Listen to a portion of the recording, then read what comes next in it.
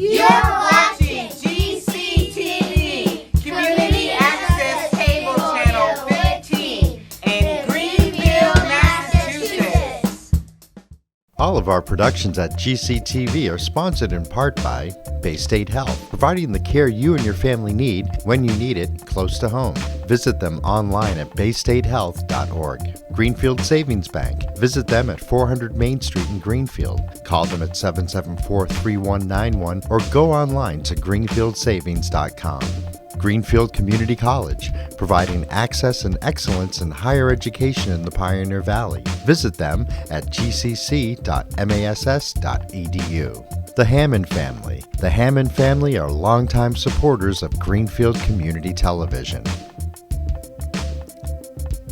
New Fortune Chinese Restaurant on the Mohawk Trail in Greenfield. Visit them online at newfortunema.com. Call them at 772-0838 and check them out on Facebook. Real Cleaning Services, cleaning Hampshire and Franklin County since 1972. We don't cut corners, we clean them. Check them out online at realclean.com. Call them at 413-422-1143. People's United Bank, located at 45 Federal Street in Greenfield. You can call them at 774-3713 or visit them online at peoples.com. The Solar Store of Greenfield, replacing fossil fuels and nuclear power one home at a time. Visit them at 23 Fisk Ave. Call them at 413-772-3122 or visit them online at solarstoreofgreenfield.com. Thank you to our sponsors for supporting all of GCTV's productions.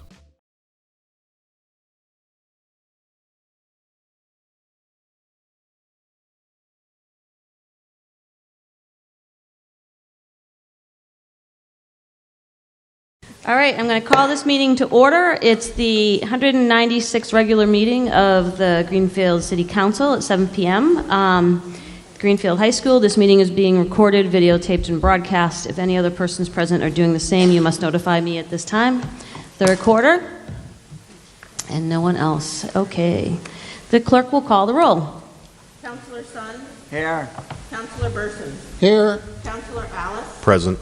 Councilor Piper. Here. Councilor Dolan. Present. Councilor Gilmore. Here. Councilor Wheeler. Here. Councilor Mayo is absent. Councilor Hirschfeld is absent. Councilor Mass. Present. President Renaud. Here. Vice President Ricketts. Present. Councilor Stemple. Present. Madam President, you have a call. Oh, terrific.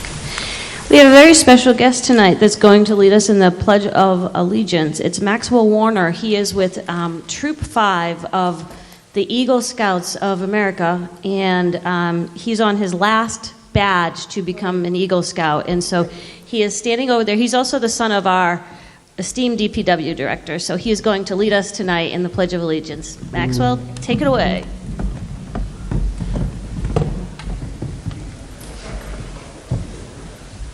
Pledge allegiance to the flag of the United States of America and to the republic for which it stands, one nation, under God, indivisible, with liberty and justice for all.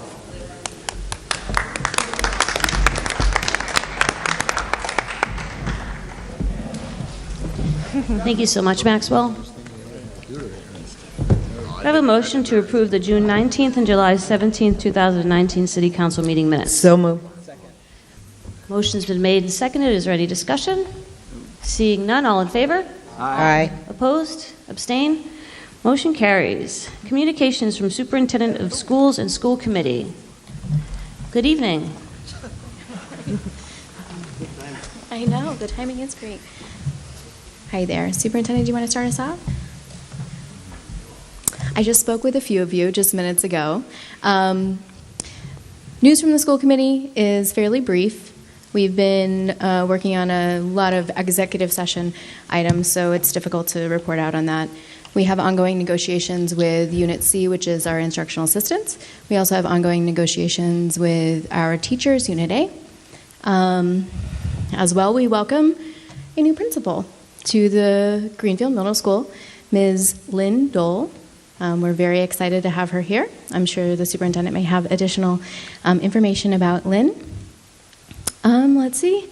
We also approved the recommendation from the Superintendent's Health Task Force, and this was to implement a comprehensive health education curriculum to include a special education curriculum component also. So we're also very excited about that. That kind of sums it up for me. I'll pass the mic.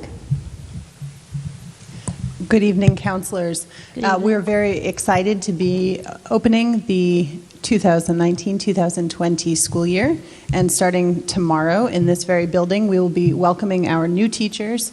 This Thursday and Friday, we'll be bringing in our batch of new teachers. We have several teachers joining us that have a number of years' experience coming into Greenfield from other districts, which is a positive thing that we're seeing in this year's hiring.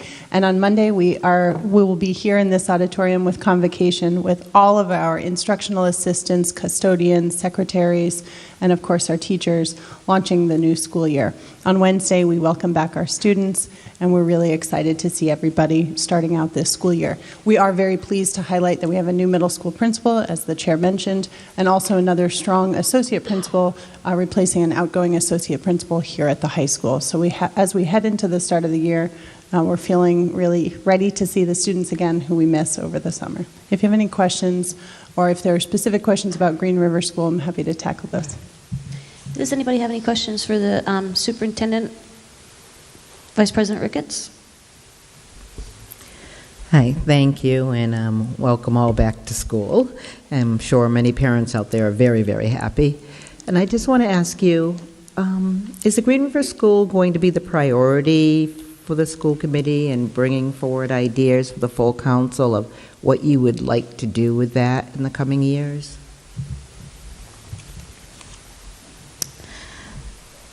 So I just had answered several questions about the Green River School building, and I appreciate you bringing it up because it is on the agenda this evening. The school committee will be reviewing our plan that we've already voted on for the Green River School building.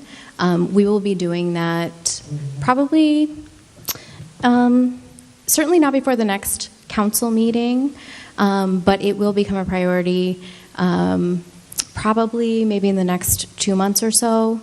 This is in part due to timing. Of course, since there is no heat in the building and there is not yet a plan for heat in the building, we will be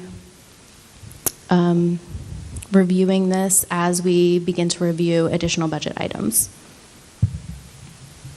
Did you have anything to add to that? I don't know if that was so eloquent. Councilor Mass? Thank you. I appreciate Chairwoman Nunez's informing us of where we stood on Green River School at the prior meeting, at the Ways and Means meeting. She indicated that the current plan is still in effect by the school committee, and that is to have an alternative program at the Green River School. The last report I think we received, Community Relations and Education, is that that kind of a program would require the school choicing in of students who are in need of that alternative program to make it financially feasible. Is that still how you see the funding of that alternative program? And if not, how are we going to fund that alternative program if the building is used for that purpose?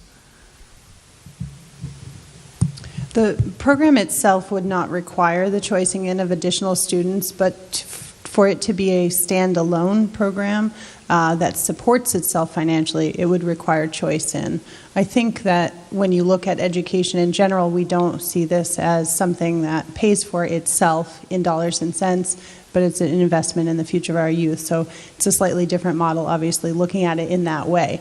When the school committee last approved this program, it was, and then passed it through in the budget, there has been a considerable amount of time that has passed in that period of time, and new priorities may well come into focus as they look at it again. So while that is the last voted item, I would be remiss to present any changes to the council before the committee takes this up again. I think the funding is an important part of what they're going to be looking at, and we're going to be looking at the top needs of the community. So an alternative program has a very strong need here at the high school. The high school principal has been really thoughtful about saying, is there a way that we could do this with less space, for example? And we've mentioned that here before. That might free Green River up for an alternative use, but that's under the jurisdiction of the school committee and needs to be looked at. And I agree with you that the funding viability of it will be a key component. Councilor Burson. You had mentioned the health curriculum, and that is at the high school level or the middle school level? Middle school, and there were some recommendations that we could consider in future years looking at different grade levels as well, but the recommendation was to implement a comprehensive health curriculum at the middle school level and continuing into high school. Is there anything in the high school presently? There's health education in the high school presently, but what we know from research across the state and across the country is that the education has to be taking place much earlier. And will this include reproductive health as well? Yes, that will be a component of it. Again, it's a comprehensive program, so it's really a wide area, helping students make healthy choices and stay healthy. And is it being taught by the faculty of the school, or is it being taught by outside practitioners? The model that we are recommending is taught by the health teachers. We have a health teacher at the middle school and the high school with support from other credentialed staff. The task force that looked at this included the school physician, the school nurses, our school health teachers, and a number of community specialists and doctors in that area, as well as a religious advisor, parents, and teachers. So the idea is to have staff in the schools trained in this curriculum. It's a free curriculum. It's online. It's the rights, respect, and responsibility curriculum. So if families are watching and are interested, you can look at it right now online. And it includes a free parent education component, including digital media that helps parents have difficult conversations with their children. We know that really youth want to hear from their family more than they want to hear from school, but we're working to bridge that gap. Is there an opt-out provision? There is an opt-out provision. And what part of the curriculum is opted? What can you opt out of? Right. So the school committee policy and state law has provisions for opt-out, and we have a policy about that right now. We would continue to follow it.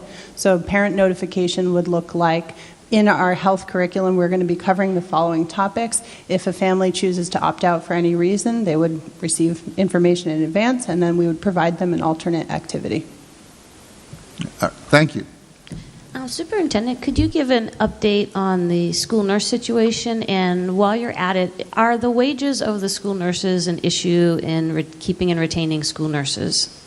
When you say the school nurse situation, are you referring to the new hiring of a middle school nurse? Yes. So I can report that we had a vacancy in the school nurse position late in the year. We have found several, we had a strong pool of people. We have an accepted offer from another nurse coming in. It's a credentialed RN coming into that position. There will be probably a few weeks at the beginning of the school year where we use experienced substitute nurse to provide coverage until that person is able to give adequate notice and start here. And just the second part of my question, are the wages is that a stumbling block to keeping and retaining good nurses? I would say it is generally because they're coming from the medical field into schools. But we have found that people do like the school atmosphere and they like working with school-age youth, and they generally report that they find quite a lot of sense of purpose in working and providing this kind of support to schools. Going back to Councilor Burson's earlier questioning about the Health Education Task Force, one of the things that we see is that our school nurses are providing this kind of just-in-time information to students that are coming to somebody who's trusted, and often that is the school nurse. So this person plays a very vital role in the school, in addition, of course, to monitoring students' health and providing medications and other reliable medical care. Thank you. Are there any other questions? Councilor Wheeler. I just want to wish a warm welcome to Ms. Dole. I had the privilege of working with her for years at Mohawk Trail Regional, and I'm confident she'll be an asset at the middle school. So I wish her and the schools all the best. Thank you. Thank you very much. Thank you.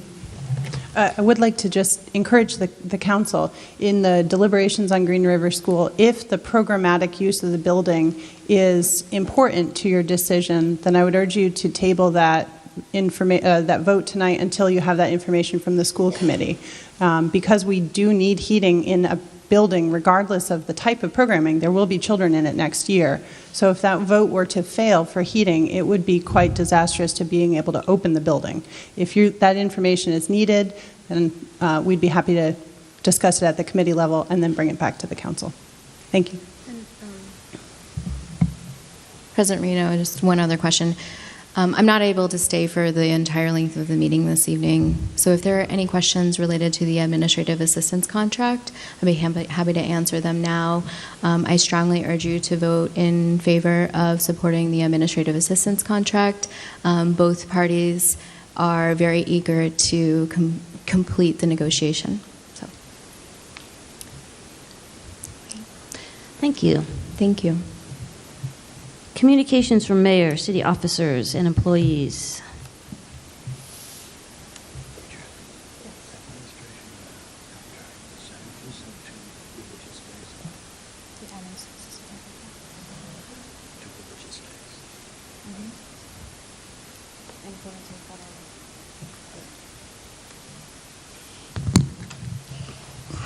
Good evening.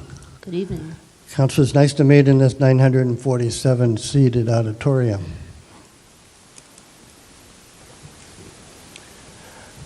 I have a couple of comments on projects we'll be working with.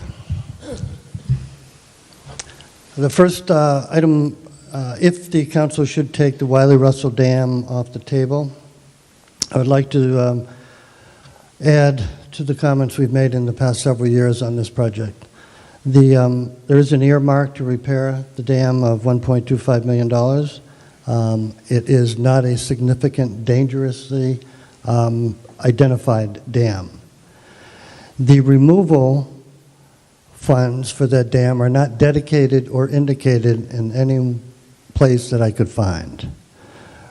The removal only adds 1,129 feet of river to the next dam at River Street. It also reduces the width of the current river. The removal concept, assuming that it is a failure because it was not able to go upriver very far, particularly past River Street and Coleraine Street and the swimming pool and the pumping station, the removal project is not there. We own the Wiley Russell Dam. We need to repair it. The earmark of funds that we worked on last year with the legislature to provide those funds to repair are available once we get the design done and a budget to them. It's not a grant. It's an earmark that's granted to us. So we don't automatically get the grant. We have to perform before we are able to access those funds. If the dam is removed, our liability will increase astronomically because there's so much silt in that river bottom. The content of that silt will obviously just go downstream from Green River to the Deerfield River. There's not much land left, but we will bear all the responsibility from that point. Some have said to Long Island Sound. So if it's identified in Greenfield, it will be ours for a while. The Green River Conservancy, I think, is looking at that $1.2 million as a possible and potential funding source for removal. I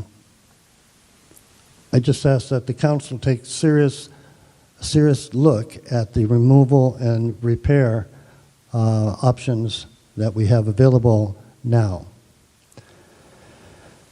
The public comment is later? Mm-hmm. Okay. The library. Some of you know, some may not know that I received a letter from the Office of Mobility, a letter after a walkthrough at the Greenfield Public Library. We can make that available. I don't know if anyone has it or has seen it. It's a public document. We'll certainly get it out. This has caused me to do some further investigation into the library for two reasons. One, once we know something is wrong, we inherit 100% of the liability for knowing. It's not only the disability access, there are some very serious safety concerns in the library, our current library. I don't want this to seem like some type of scare tactic or encourage or to stimulate any one-sided vote, but the reference to $64,000 for repair of that library to bring it into compliance really caused us to investigate a number of areas.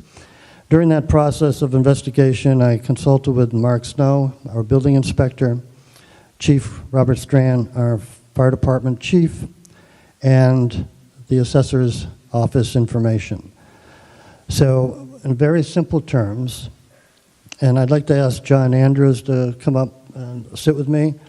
He serves on the Planning and Construction Committee. He's also very experienced, several decades in working in construction, representing a number of different disciplines. So just for quick numbers, and I'm going to round out so that we can all kind of follow along. The library is assessed for $785,000. For easy calculations, let's use $800,000. 30% of $800,000 is $240,000. Let's use, the reason we're using 30% because that triggers a code where we have to repair everything in the library to 100% today's standards. The last 3 years, central maintenance and the city has spent a little less than $200,000 on that property. I'm sorry, $180,000 on that property. Let's take 60% of that and not use it and say it was just for repair and maintenance and will not be included toward improvement of the property.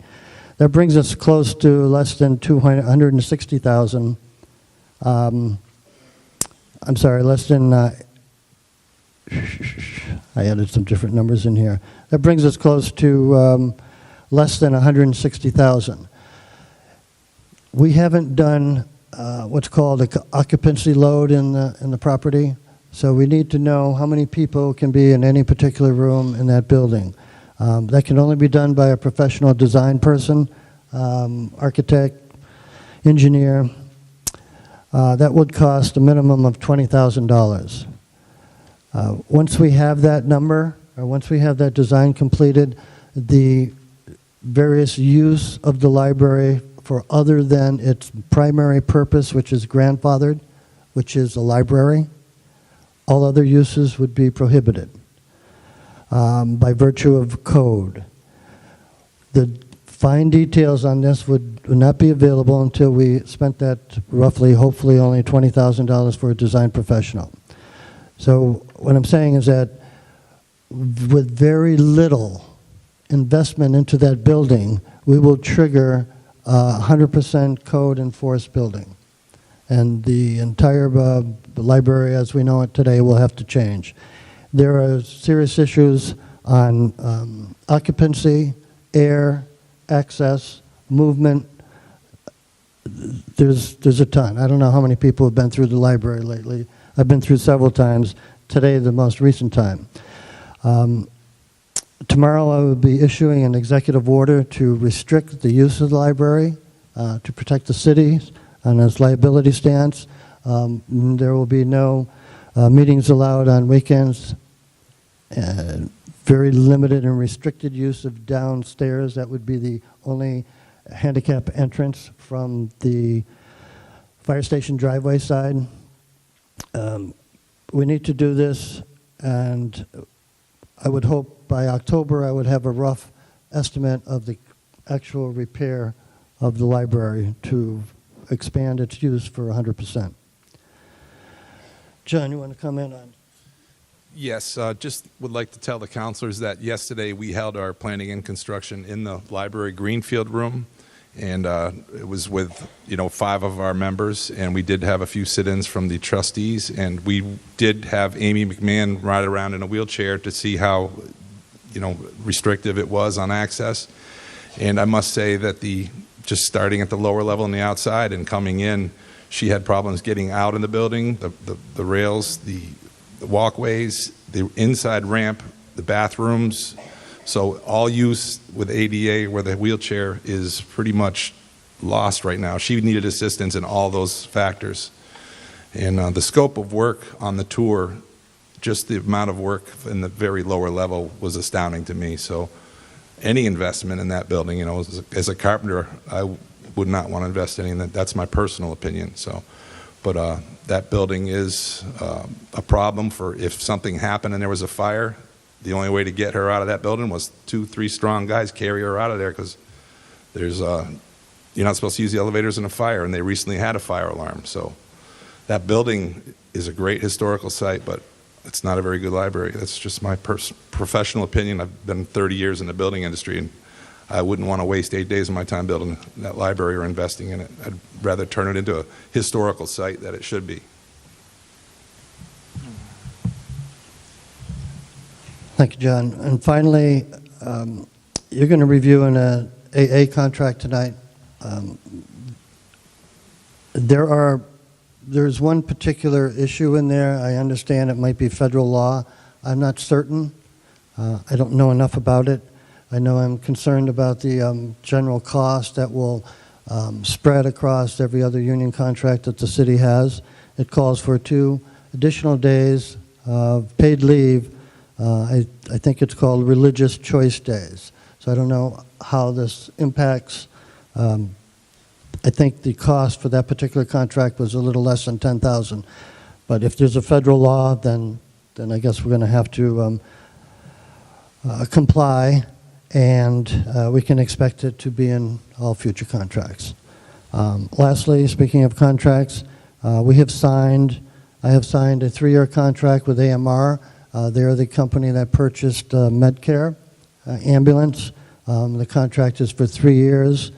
We've had a number of modifications to the contract compared to the one we had in Medcare.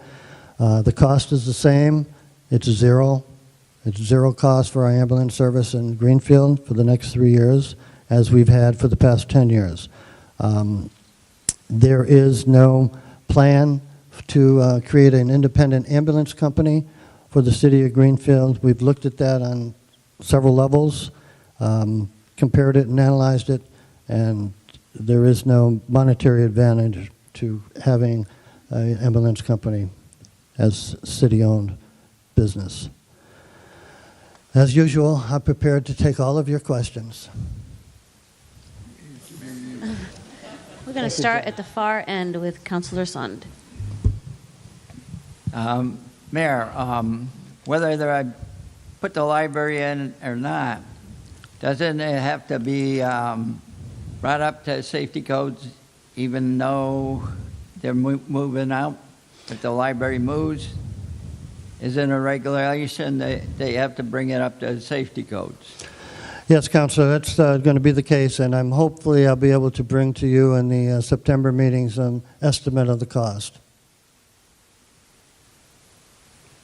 Oh, sorry. Councilor Alice. I have a couple of questions. Sure.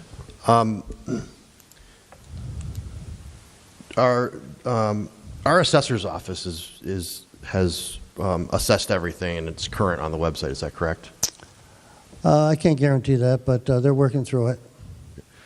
So, when you said that the library building value was $700,000 and change, is that a recent change? No. So, are you aware that the website, our assessor's website, shows the value of the building itself, not including the land, at $1,336,000? I'm not aware of that. I would be in error if it does. So, there may be an error on our assessor's website. Is that what you're saying? No, I'm not going to practice being an attorney either. But let me explain. So if you look at that assessment on the website, it's going to say library and fire station. There are actually 2 assessments, one for the library and one for the fire station. You find that the library, let's see.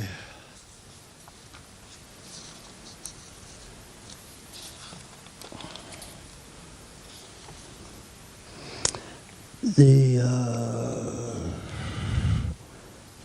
Greenfield Town of Fire and Library, that would be account number 2482, is assessed for $1.668 million. And that account for the library is assessed for $785,842. Thank you for clearing that up. So how would someone on the website find the breakdown? Because I'm looking at it. I just want to make sure that I know exactly what it really is, because...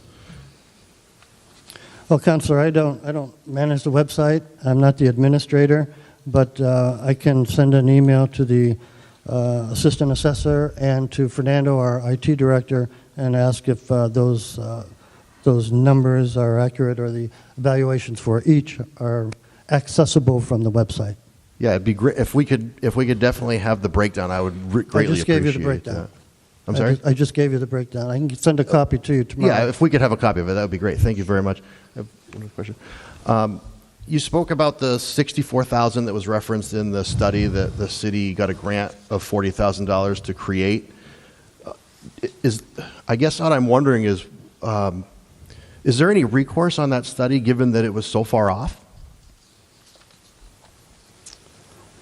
Let me just find that self-evaluation. So it was a $40,000 grant. I can't say it was off. I do have another one compared to it that would negate the one that we received. So it was done by the Berkshire Planning Department, and it assessed all of our properties in town, as well as sidewalks, roadways, intersections, and so on.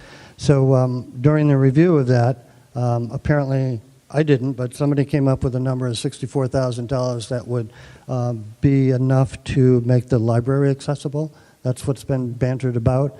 So that caused me to say, well, if that's the truth and if that's accurate, why haven't we done this in the past? If that was always, since this is just an assessment of the current disability for the city of Greenfield, which is mandated, by the way. So we brought ours up to date, and so that's why I went into this a little deeper and see what's $64,000 going to buy. What have we spent in that property in the last 3 years? As I said, we spent about $150,000, $160,000. Close to $200,000 is planned. Maybe it's a black hole for money to keep trying to pinpoint different things. But certainly $64,000. If it's mentioned in this document, I didn't find that. It is. It's on the library page. So that's why I guess I was just wondering if there was anything. I mean, we spent, granted it was grant money, but that's still taxpayer money that was spent on a document that is with the estimates of $8 million that we've been hearing, 12,000 plus percent undervalued what it really actually is from what we're hearing. So we on the council were working off of a document that we were provided that I trusted had everything that was supposed to have in it. So I don't know if the Berkshire Regional Planning Committee is willing to. I'm assuming that we spent some city employee time to put some figures together too. So it's unfortunate that it was so wrong, and that's not your fault. I'm just suggesting that we go off of information that we receive, and that information said 64,000. Yeah, I'm sure that MJ would have a concrete answer for you regarding the 64,000 or whatever else is estimated in the ADA grant assessment evaluation. So the idea would be that these are areas in which we have to look at. There are a number in there, and of course we're doing some, as you know. We've done a lot with the city buildings. We have some, as indicated in that grant. Many of our buildings are in excellent shape and have a high score.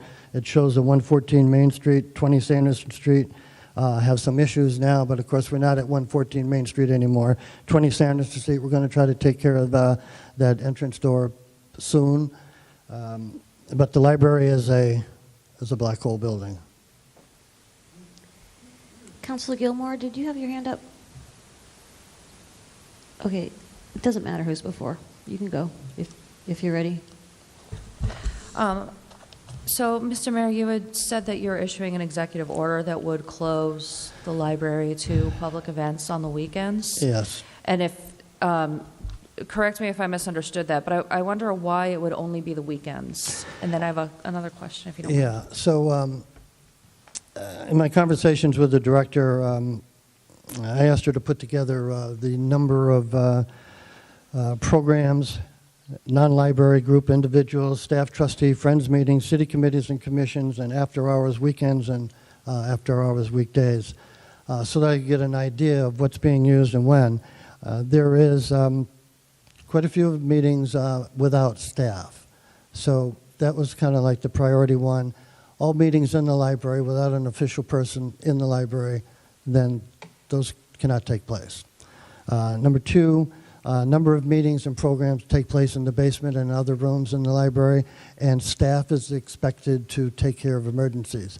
Well, our staff is not trained, our staff is not licensed, our staff is not strong. Not everyone is strong enough to do something that someone might have to do in an emergency. In my more detailed walkthrough today, there are some other serious issues that, people should not be working in. Municipal employees shouldn't be in those type of areas. The use of some of the space is really questionable. So I was hoping to get some conversation with the council tonight, but I'm definitely going to have an executive order restricting the use of the library at certain times. By law, the library as a use for the building is legal and grandfathered. Other types of uses are not. I just have a quick follow-up while we're talking about this. Sure. Is there some other public community space where these programs might be able to meet? Just in the interim, because I feel like it's last minute for them. Right, I understand. We're working on we all know there has been no formal policy and process for getting into the community center. I've been waiting for a new hire at the library who handles all the meeting rooms and the scheduling. It's agreed with the director, and we've ascertained that the job description does include scheduling for community centers, so that this new person will be also handling the community center. In the interim, while that person is going through orientation and being trained at the library and the community center, we will allow any groups to use the community center in Greenfield for their meeting space. And we have 2 or 3 different options. Thank you for your concern on that. Councilor Mass? Thank you, President Reno. Mayor, first I comment that you have some well-trained, staffed, certified, licensed, very strong municipal employees at the fire department that is 2 minutes at most from the library. But that said, you said only primary library functions are grandfathered in. We had a very large debate about how broad primary library functions were. Can you tell me what is not a primary library function, and what percentage of the new proposed library goes to is dedicated to non-primary function services? No, I can't answer that. Mayor, so you don't know what's can I follow up, President? Can we start by breaking down what part of that can't you answer? All of it. So you don't know what's grandfathered in and what's not grandfathered in? The use of the building as a library. So does having a community meeting, is that part of a library? No. So why are we building a library with a third of it being dedicated to community meeting space? That's not a question I'm going to answer, nor is it one I think you should ask. I think the question is, do we need meeting space? Well, that's a good question, Mayor. May I follow up? Mm-hmm. Mayor, I asked repeatedly whether or not there had been a comprehensive study of whether or not there was sufficient community meeting space in this community, and whether or not there had been any assessment of the amount of community meeting space, and whether it was an issue of management in making space available, or whether it was an issue of space not being available. Has there been a new assessment? I was told there was no assessment. Has there been an assessment done on whether or not there's a need for community meeting space? No, I didn't do an assessment, and you specifically asked me as chair of the Community Relations Committee to provide you with the space analysis of available meeting space in Greenfield, which I did. So how are you going to determine what can go on in the library and what can't go on in the library? Is it simply if there is a staff member who's on duty, the space can be used? If there's a staff member not on duty, the space can't be used. Is that the determination? No, that's exactly inaccurate. So what I'm doing is not relying on any staff member at all, because I know they're not trained or licensed, and even though the fire department is 2 minutes away, they're going to respond in case of a fire, but that's not going to help the people inside. So they're going to respond in case of an emergency, but that's still not going to solve the problem of liability when we allow it to happen in the first place in a building we've already been notified by the state that has many inadequacies. Councilor Mass, let me move on to Councilor Burson, and then we'll come back to you. Okay, thank you. I have a request. In connection with the remarks that you presented today relative to the numbers, the percentages, will you be reducing that to writing in some way? Certainly. And I think it would be a really important document to have, because we are all mindful that this question is before the voters in the totality of it in November. So I think your input and assessment would be helpful to many of us, and I would submit to the voters to have the benefit of your analysis and especially from the building expert. So I would hope that would be forthcoming. I'll have a full report for you tomorrow with the comments from the fire department chief and the building inspector, as well as the information from the assessor's office and our calculations. Okay, thank you very much. You're welcome. Mayor Martin, would you be open, just because this is, it seems as though councilors have a lot of questions about this. It's a newer development, it's a big issue, and I would be happy to work with you on a special council meeting. As much as I know, folks would probably dread that. It seems that it could be deserving of a special meeting to be called before the next regular meeting of the council, so that we could get more information, take a closer look at it, and then have a more thorough discussion about it. I'm fine. With that in mind, councilors can keep asking questions, but I'm also open to having a special meeting just to talk about these new developments with the library. Councilor Mass.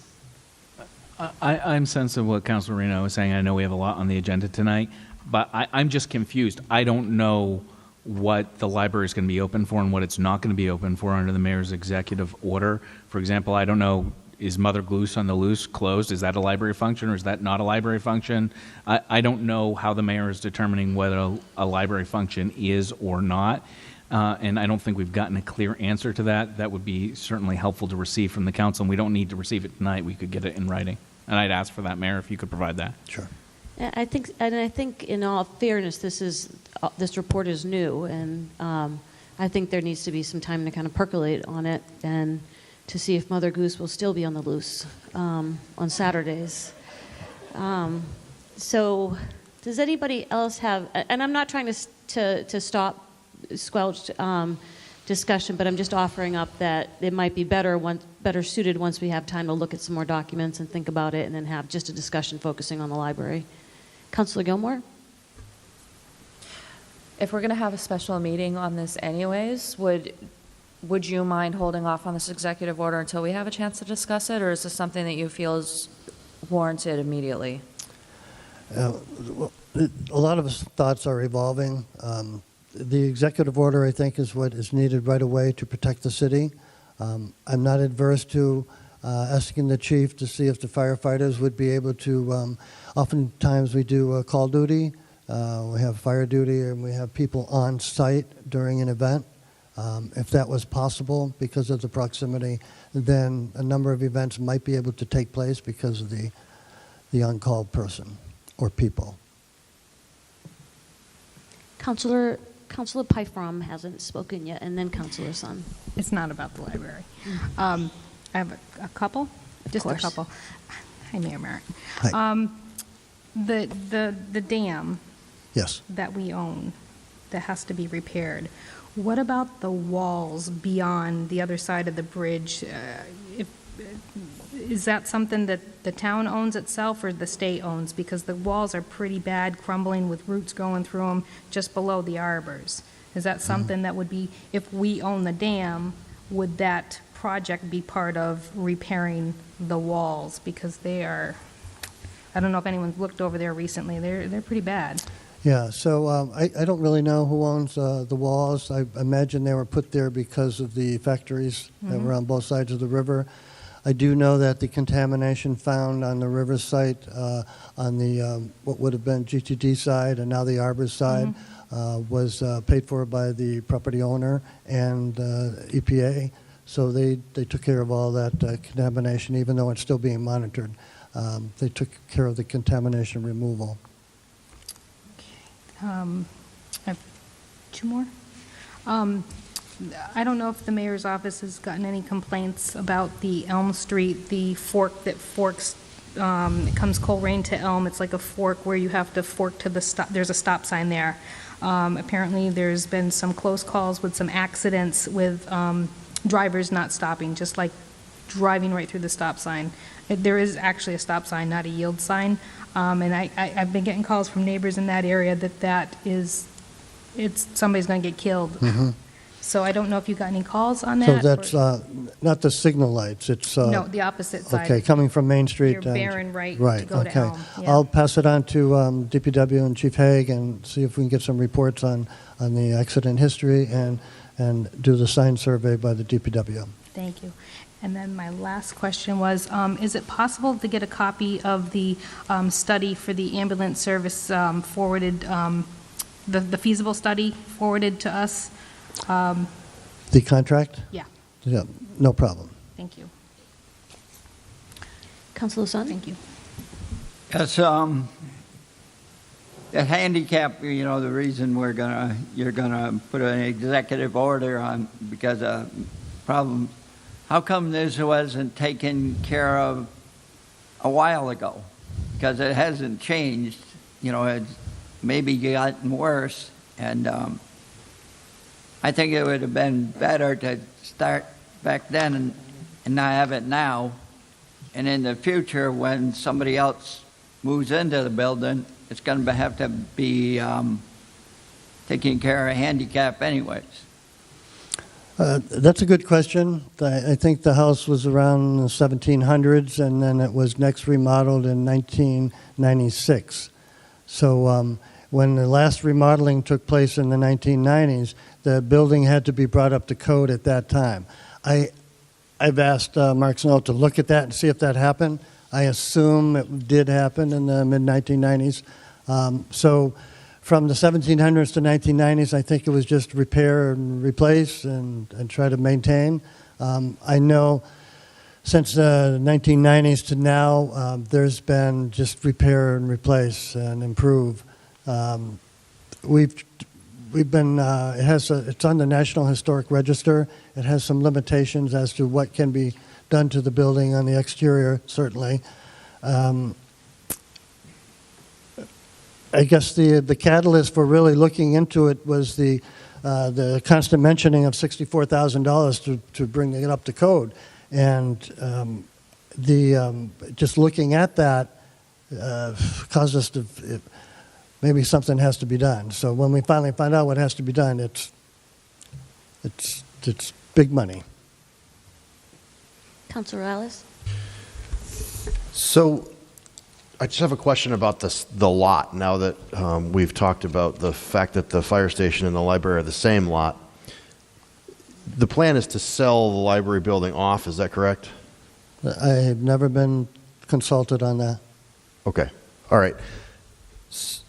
Okay, because I thought that we've been hearing from the library folks that there was someone willing to buy the library and that was going to cover some of the costs. I heard that.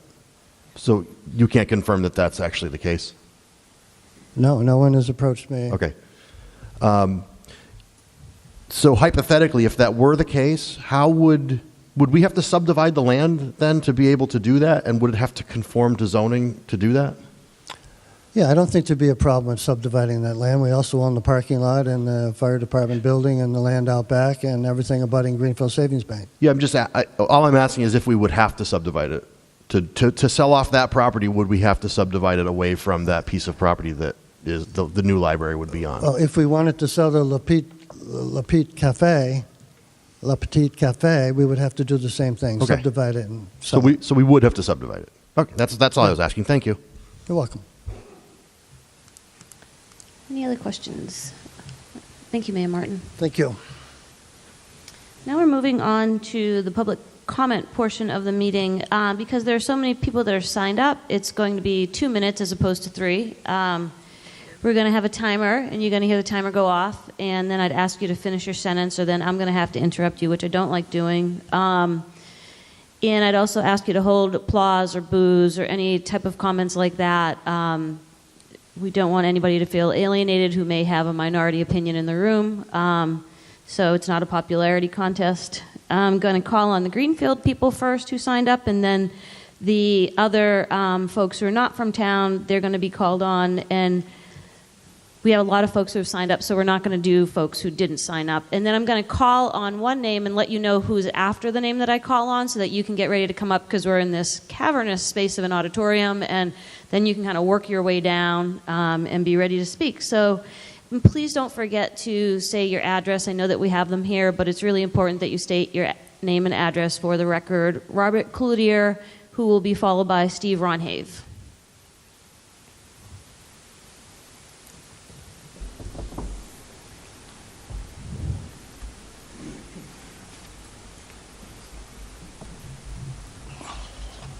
Robert Cloutier, Precinct 7, Wisdom Way, Greenfield.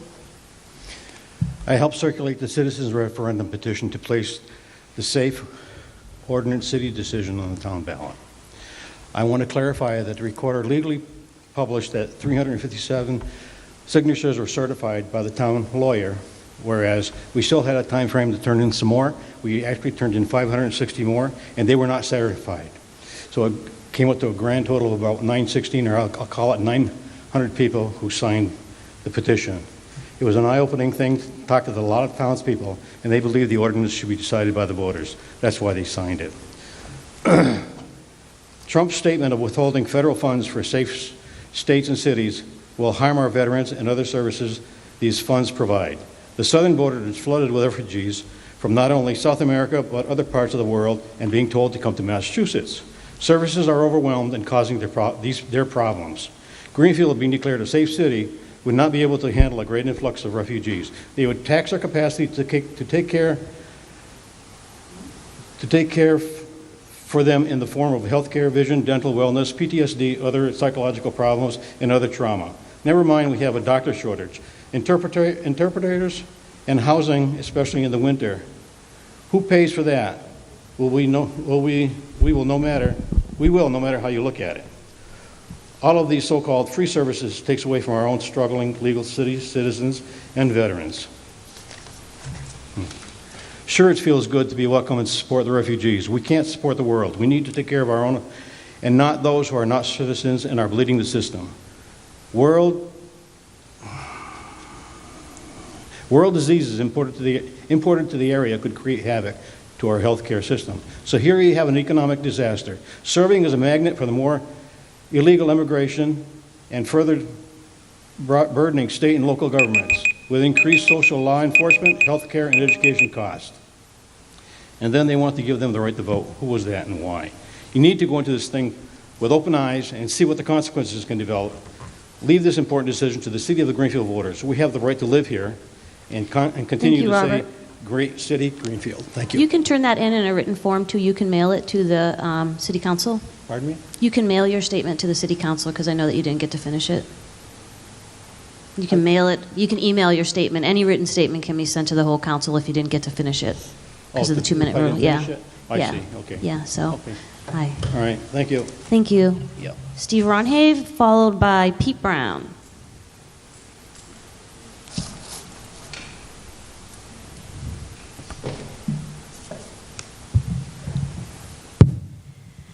Good evening. My name's Steve Ronhave, Precinct 4, 206 High Street, Greenfield. I'm going to piggyback on Mr. Cloutier's statements about the Safe City Ordinance. It's approximately 900 some odd people that signed that petition that agree that Greenfield will be unsafe if the city ordinance passes. And I'm just as concerned about, people having a chance for freedom and all that, but I think we have to look at, what are we doing for our own people? And I'm urging the Greenfield City Council to stand up for the health, the safety, and the well-being of every citizen in Greenfield. We elected you, and we trusted you to do this. So I hope you give this very serious consideration, and that I think it's important that we be a smart city. Thank you very much. Pete Brown, followed by Sue Lazigno. Louise, you'll fix it when you get up here. This is a mildly intimidating setup, you guys. I know. Pete Brown, 24 James Street in Greenfield. I fully support the council's original passage of the Safe City Ordinance, and I urge you to do the same again tonight. I'm actually here to ask a question, though. I'm aware this question may be inappropriate for this forum, but I'm going to ask it anyway. Councilor Alice, you are running for mayor of Greenfield. You've got signs up all around town that say a new vision for our community. And you've chosen to emphasize a word in that phrase by putting it in bold and italics and underlining it as well. I'm not going to quibble with your font choices. And if you chose a new or vision or community, I might not be up here tonight. But you chose to emphasize the word our. And that's a possessive pronoun. It's about who owns something, who something belongs to. And I'm wondering why you made that choice. We live in politically charged times. There's a president in the White House telling American citizens to go back where they came from, while angry crowds chant, "Send them back." There are violent extremist groups marching on the streets of American cities, shouting about how they won't be replaced. There are angry white men shooting up schools and churches and Walmarts because they say their country is being taken away from them by invaders. I believe words mean something. I believe they have power. I believe we all have a duty to think about the words we use and the effect they have. I think that's especially true for folks in public office. So my question is, what do you mean by our?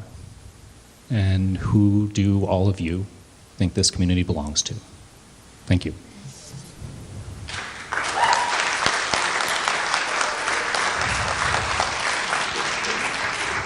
Folks, please no clapping, no shouting, no questions. We can't answer them.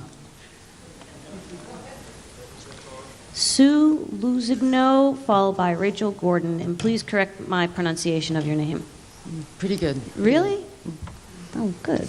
This is Sue Louisiano, 401 Countryside, and I'm actually coming a little bit unprepared, and I think I'm not alone. I know I'm not alone. I believe there's a lot of people that are talking about this issue, but because of the time of the year it is, people are just like, have you heard? Do you know?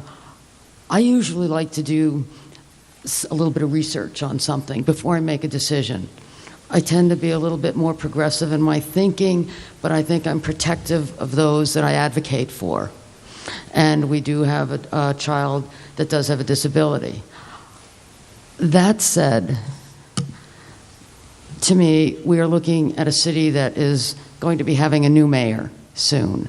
Therefore, there's going to be some changes. We do have a lot going on. I personally would tend to talk to those in cities that have become safe cities. What kind of an effect? What was there an effect? What changes happened? What can you expect? We hear a lot of different things, but what's the reality?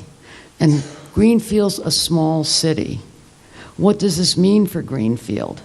And there's a part of me that leans one way, and another part of me, probably because of that Catholic school education, I need to do my research, I need to do my homework.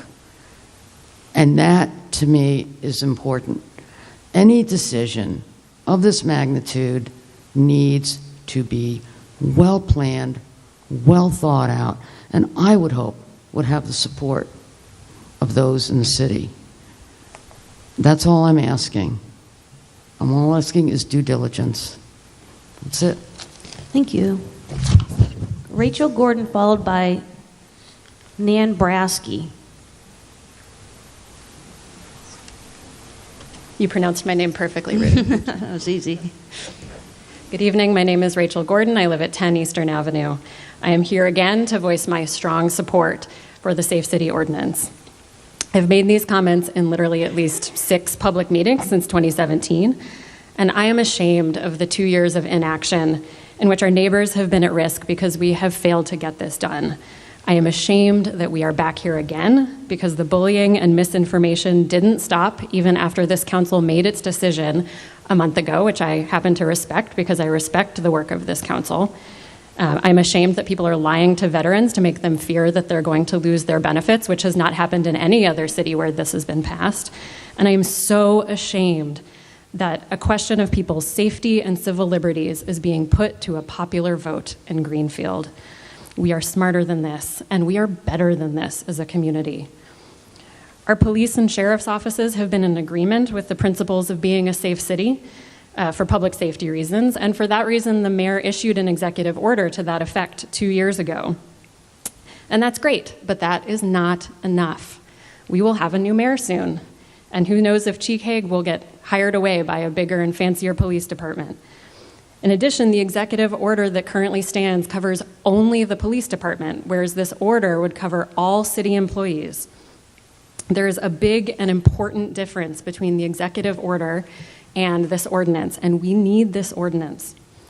It's not enough to look at an executive order and say, we already do this. If the past few years of national politics have shown us anything, it's that there is a very big difference between laws and norms. And the norms we're all used to can very quickly become meaningless if we don't have laws in place to back them up. I love Greenfield. I don't want to be afraid in this town for myself or my neighbors. The vitriol and the misinformation with which some people are fighting Greenfield's adoption of this ordinance should tell us a lot about how important it is that it be passed and made permanent. Thank you. Thank you. Nan, hang on. Technical difficulties. Technical difficulties. Nan Brasky, followed by Sarah Pilzer. Good evening. Nan Brasky from 109 Green River Road, Precinct 9. I'll try to speak quickly, except I've had surgery on my tongue, and I'll do the best I can. I hope you can understand me. I've cut this down because you gave me 2 minutes. I believe very strongly that the first and foremost responsibility of any government, whether it be federal, state, city, or town, is to protect the welfare of its citizens. Being a former teacher, through habit, I looked up the dictionary meaning of citizen.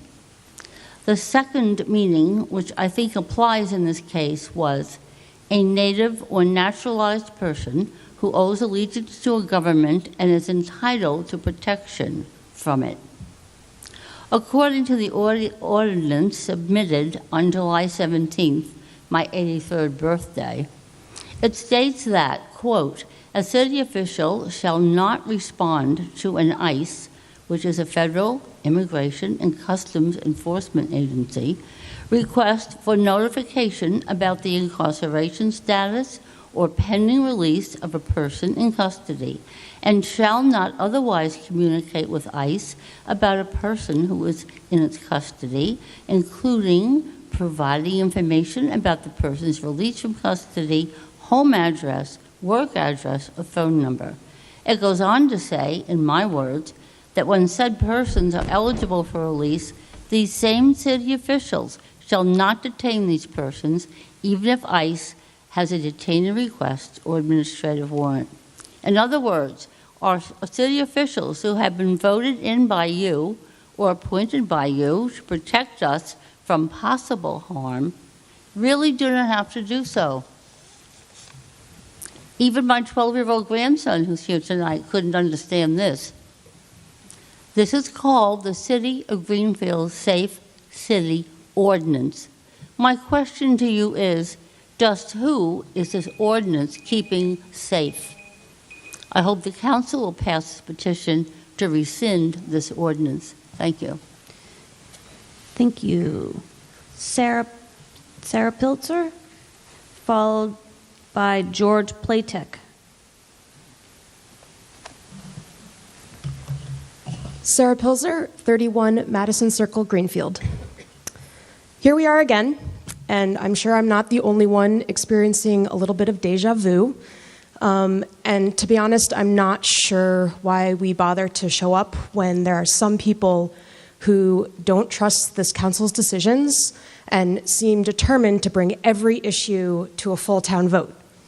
That said, I trust you, and I believe in this council, and so here I am to tell you what I think. In this case, I think that the Safe Cities Ordinance will make our town a safer, more hospitable place to live, and I urge you to support that. I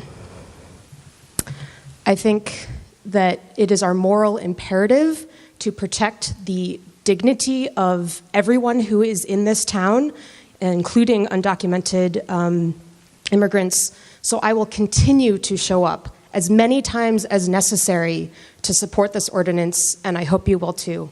Thank you very much. Thank you. George Platek, followed by Ellen Thompson.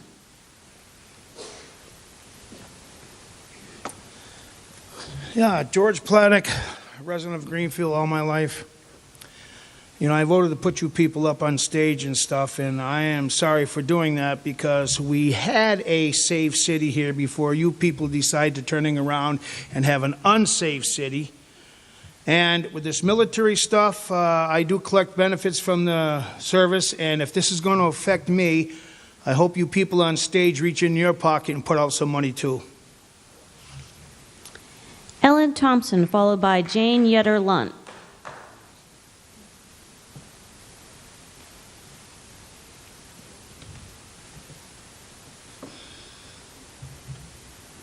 Ellen Thompson, 54 High Street, Greenfield, Mass. Constitutionally, the question of safe or sanctuary cities or towns should be a moot point. The federal government is charged with protecting our country. States and towns have other responsibilities. At the very least, our local public servants should be most interested in keeping the people of this town safe. That's lawful. When are our public servants going to stop wasting our time and the people's money? A safe or sanctuary town is not lawful. Honor your oaths to obey the Constitution, the supreme law of this land. Rescind this. It's unlawful.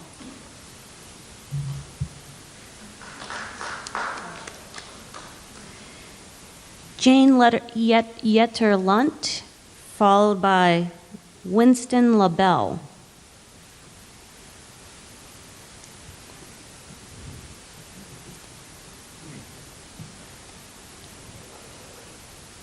Hi, my name is Jane Yetter-Lunt. I was born in Greenfield, and I'm a lifelong resident of Greenfield. And I am grateful, I appreciate the freedom and the opportunity to be here tonight to express my view on this really important issue. I am a grandmother, I'm a nurse, and I'm a former town councilor. As a grandmother, I care a lot about the future for my children and my grandchildren. And as an elder, I really take to heart the responsibility to have the courage to come here tonight to say what I need to say about this impending threat as I see it through my research, my paying attention to what safe cities in this nation have really turned out to be. As a nurse, I know the value of helping people. I've done it all my life. And I know that in order for me to be good at it, I got to take care of myself. I see that same analogy for our city. As I say, I grew up here. I saw the erosion of a beautiful downtown to empty storefronts, people in the street that look like they don't have jobs and they need help. And I know that in order to deliver the services we're promising, we need an economic base in Greenfield to do so. And I'm concerned about that as a real reality. If you truly, genuinely want to help people, there's many ways that are proven to do it that don't put us at risk. As a counselor, I learned my job was to serve the constituency. I had my own opinion, and I knew I didn't use my power to push through my own agenda. And I know you all know that too. And that's an important thing to keep a pulse on, for real. So, I stand here, I'm sitting, but I stand here tonight in opposition to the reality that Safe City Ordinance is not safe for either side. So thank you. Thank you. Winston LaBelle, followed by, please, no clapping for both sides. So Winston LaBelle will be followed by Catherine Goulab. I'm Winston LaBelle. I've been over 50 years in this town. I run a business. Winston, could you just state your address? 56 Harrison Avenue, Greenfield, Mass. Precinct 2. Okay? Yep. Okay. I've been in this town for over 50 years. I've seen... Excuse me, Winston, hang on a second. We'll start the time over again. Sir, if you're going to be disruptive, you're going to have to leave.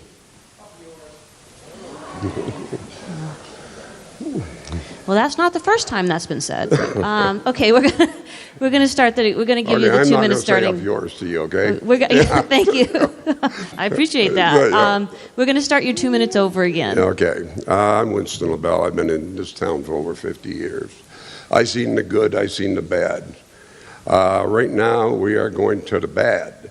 I mean, we got our citizens, that elderly citizens that cannot afford their taxes in this town, to be put out of their house when they can get free health care in their house in a nursing home where they're going to go to die. That's unrealistic. So I'm completely against this sanctuary city. I'm against, we know that there's a lot of good people coming in the sanctuary, but we don't know how many we're going to have for gang members, MS-13. They come in and they take over an organization. We don't even know about it. So I'm completely against sanctuary cities, and I don't think this council ought to be. I think we ought to go with a town that already got over 1,000 petitions, but we need some more verified before we can do that. So, in my opinion, after 50 years, our town is better than that. So I hope that the taxpayers and you, councilmen, put this on the ballot. Thank you. Thank you. Catherine Goulab, followed by Al Norman.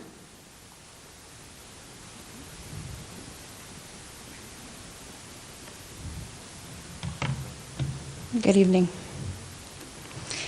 In my eyes, dignity is about speaking the truth about what you believe and standing strong in that. It is not about fabricating lies or manipulating or scaring people who trust you to do what you want. So let's be clear. The Safe City Ordinance would prohibit city officials from inquiring into residents' immigration status, and it would prohibit city officials from giving information to ICE officials. 8 of you voted for this ordinance a month ago because you believe that this shouldn't happen. And from the bottom of my heart, I thank you for voting that way. And I'm assuming and hoping you haven't changed your minds on these basic points. So let's be clear. The only dignified reason to rescind your vote is if, one, you believe that local officials should ask residents about their immigration status, or because you believe that local officials should give this information to ICE. You should not rescind your vote because lies are being spread about veterans. Any attempt to connect this ordinance with veterans is a lie, and it's scaring, and using veterans is flat out immoral. You should not rescind your vote because the mayor wrote an executive order 2 years ago. Mayor Martin's executive order was a great first step, but it does not go nearly far enough. You should not rescind your vote because conservative library supporters have asked you to do so. Turnout for the Safe City on the ballot will increase turnout for the library. And you should not rescind your vote because you don't want a civil rights issue to be on the ballot. I don't want it on the ballot either. But once you vote yes, it is my responsibility and the responsibility of the like-minded and like-hearted voters in this room to get it passed, to keep the Safe City Ordinance alive. Dignity is having the courage to speak your truth, even if it is unpopular. And I urge each and every one of you to speak your truth tonight. Thank you. Thank you. Al Norman, followed by Tom Tolg.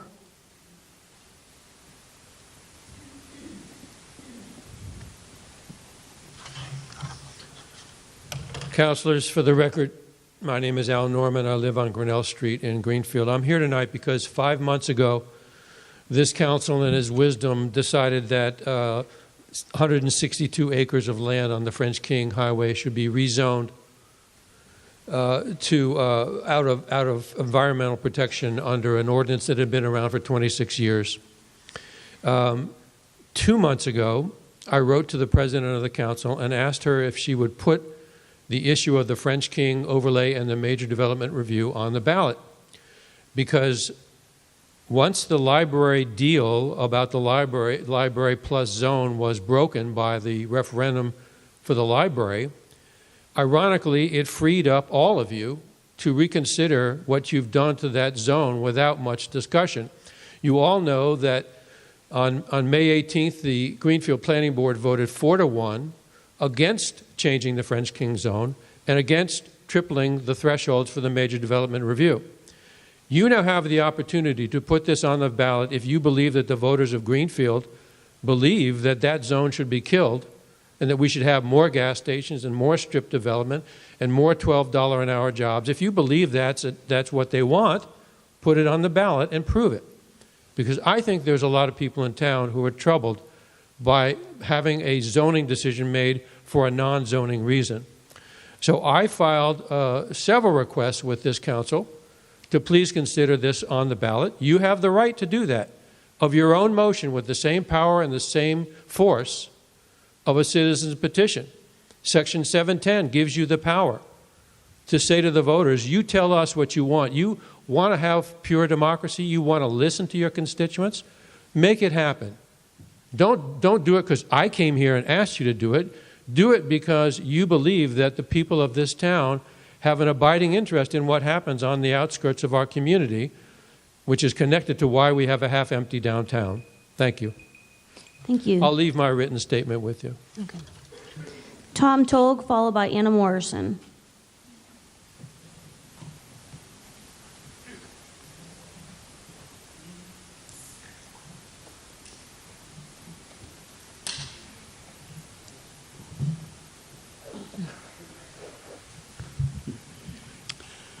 My name is Tom Tolg. I live at Walnut Street in Greenfield. I'm concerned also about the French King Highway or area zoning situation. And one of the reasons I'm concerned about it, Albert already sort of mentioned, and that is it seemed when you voted to not go with what the planning board suggested, which was to leave the zoning alone, you did it because the library looked like was being held hostage by a change vote on the zoning. It sort of reminded me of things that Mitch McConnell might do in the federal government. And I think, I don't know, but I think that some of the councilors and certainly many of the citizens, I don't think felt good about connecting the library with the French King zoning situation. Now that the library is going to be voted on by the people, it seems to me only fair that the same consideration be given to the citizens to vote on the French King zoning situation. I personally think that the people ought to have a direct decision on whether they want to keep it the way things are or to change it. Thank you. Thank you. Anna Morrison, followed by Emma Morgan.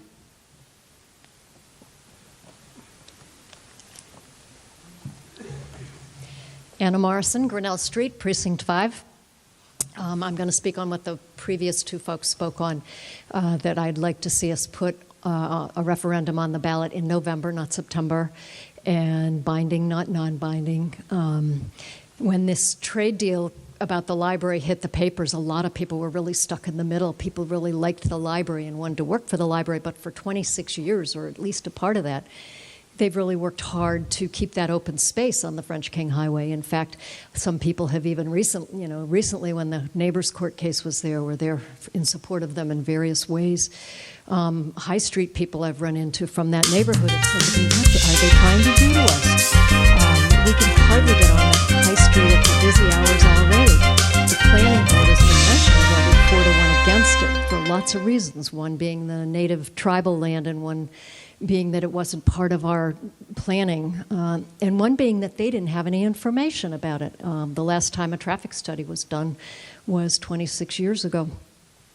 Even Chris Collins, who's always for development, said we shouldn't be making zoning changes on no basis of information.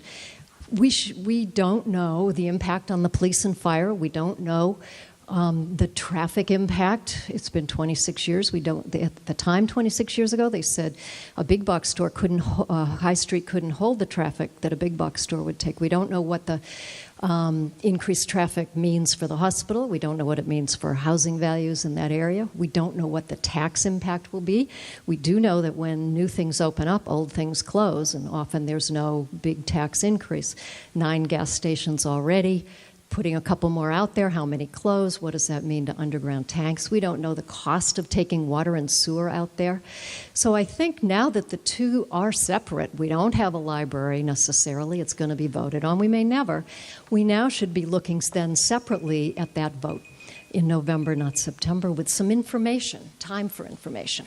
Thank you. Thank you. Emma Morgan, followed by Mary Ellen Preston.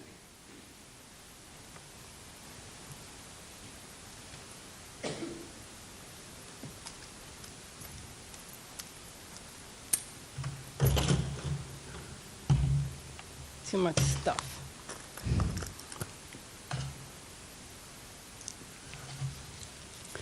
Emma Morgan, 50 Solar Way. Hundreds of municipalities all over this country have taken the courageous step of becoming safe cities, just as we did a month ago. And some were threatened with losing federal dollars for other groups of vulnerable people. But ordinary people, lawmakers and judges, stood up firmly and they pushed back. They prevailed, and everyone is safer for their actions. It's an illusion to imagine that we can protect the safety of one group of vulnerable people by sacrificing another. Tyrants and bullies will make these threats and declarations to divide us because that's what tyrants and bullies do. They always have and always will. What matters then is not what they do, but what we do. Last month, Councilor Burson spoke about the Holocaust, and I was grateful to him. My own stepfather is a Holocaust survivor, and I can tell you, the Holocaust didn't happen just because a tyrant made racist threats and laws and declarations. It could only happen because millions of people stood by and watched. They were afraid, or they didn't care enough, or they just thought they could protect themselves at the expense of someone else, and they turned away as their neighbors were rounded up. They let themselves be fooled into thinking people could be traded for other people. But here's the news. Our humanity rests on one thing, the knowledge that all of us are human or none of us is. The circumstances and location of our birth will never change this fundamental truth. All of us are worthy of safety and protection, and as soon as we act otherwise, none of us is safe anymore. This is not about them, this is about us. And Councilor Sund, if someone does threaten the safety and welfare of our military veterans here in Greenfield, do you think this council and our town would just take that lying down? Hell no. We'd be standing right with you, mobilizing with everything we had until every single one of those protections was restored. So I ask you all to show your courage and your leadership and stand firmly in the face of threats and fears. If you voted yes on this ordinance last month, I implore you to do so again, only this time with more conviction. And if you voted no, I ask you to reconsider that decision and vote yes today. Thank you. Thank you. Mary Ellen Preston, followed by Sandy Thomas.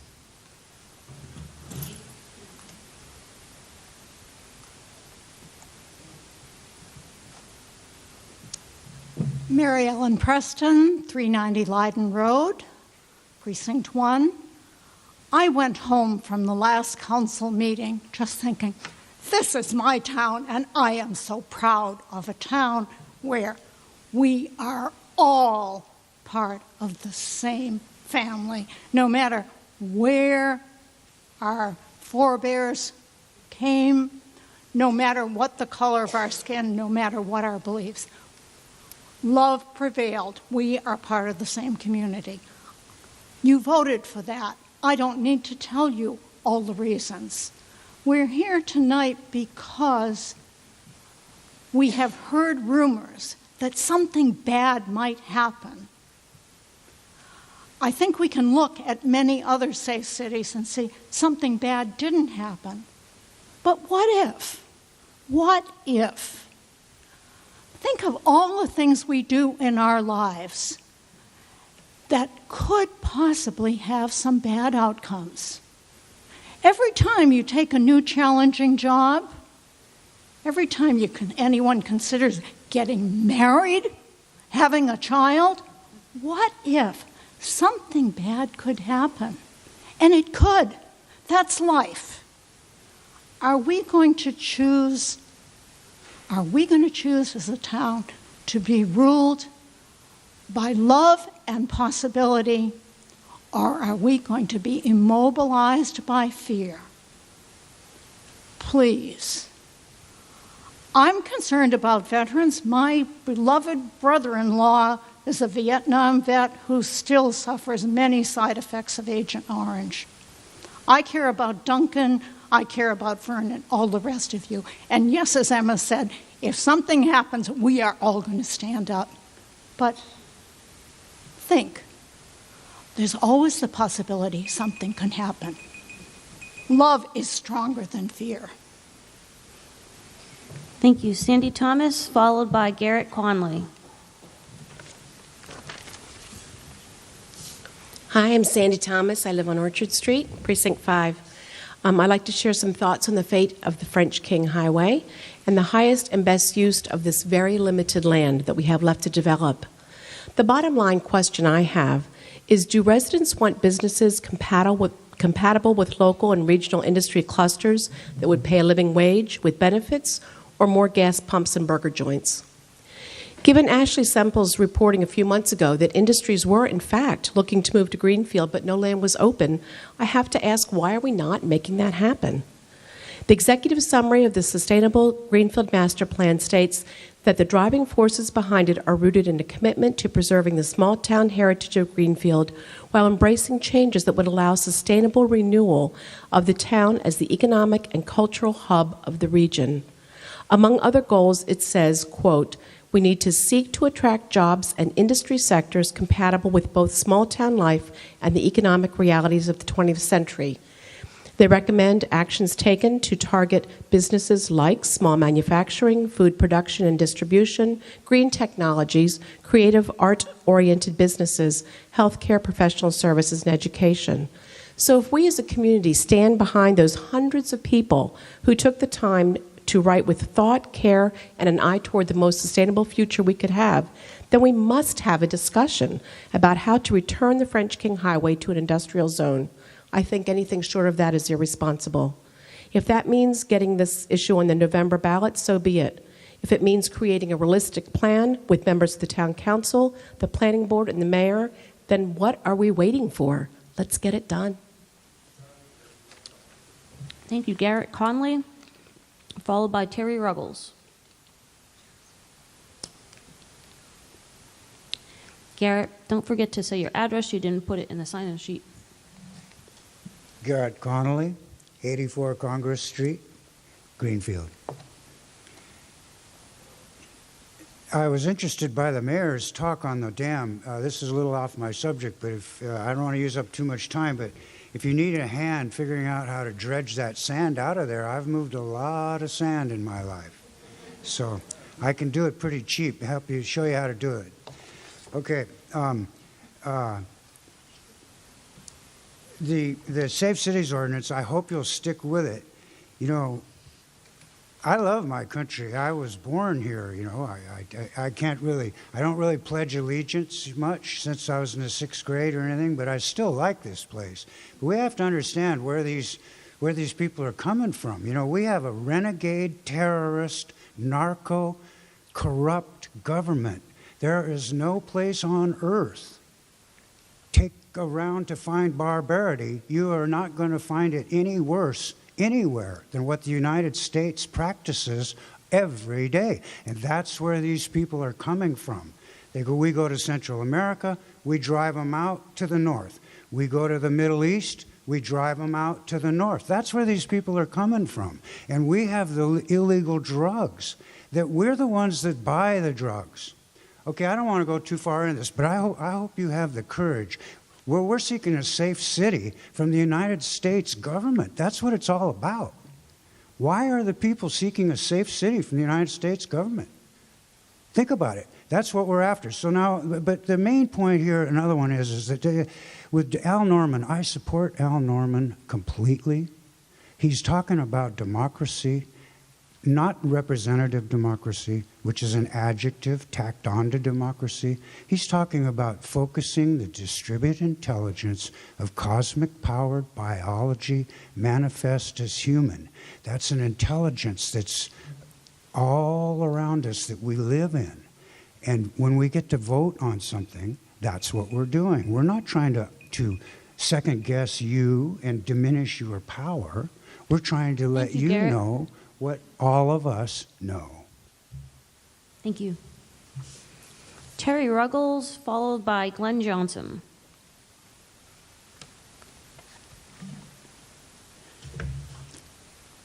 Terry Ruggles, 9 Long Avenue, Greenfield. I want to clarify something on the Wiley Russell Dam. The dam does not need repair. The abutments need repair, and years of delayed maintenance on the banks around the abutments need repair. We now have $1,250,000 allotted to help us with that. My suggestion is that we take the repairs and the maintenance and the beauty that has been created on Deerfield Street, and we enhance that by doing this. Let's repair the abutments. Let's make that area acceptable and delightful. Let's start using the river as we discussed in the charrette a number of years ago. A number of you may have those plans. I gave some to Otis the other day. So let's take and let's make this a jewel in what we want along that river. Let's fix the abutments. Let's make it a safe place to be. Let's make it an attractive place to be. And let's start getting some people in there. Let's start getting industrial tourism to come in here. That's a perfect site for it. Let's get families down there. Let's enhance what we talked about years ago in that charrette. Let's start that now. We don't know what is impacted behind that dam. The dredging that was done did not go that far. And Mayor Martin said it earlier this evening, we would be liable if that dam were taken down for anything that happens with what might be impacted behind there. Coal gasification remains, et cetera, et cetera. Let's start making that area beautiful, using the river as it should be used for history and really the recreation of the people in that area and in Greenfield. Thank you. Thank you. Glenn Johnson, followed by Pam Kinsmith.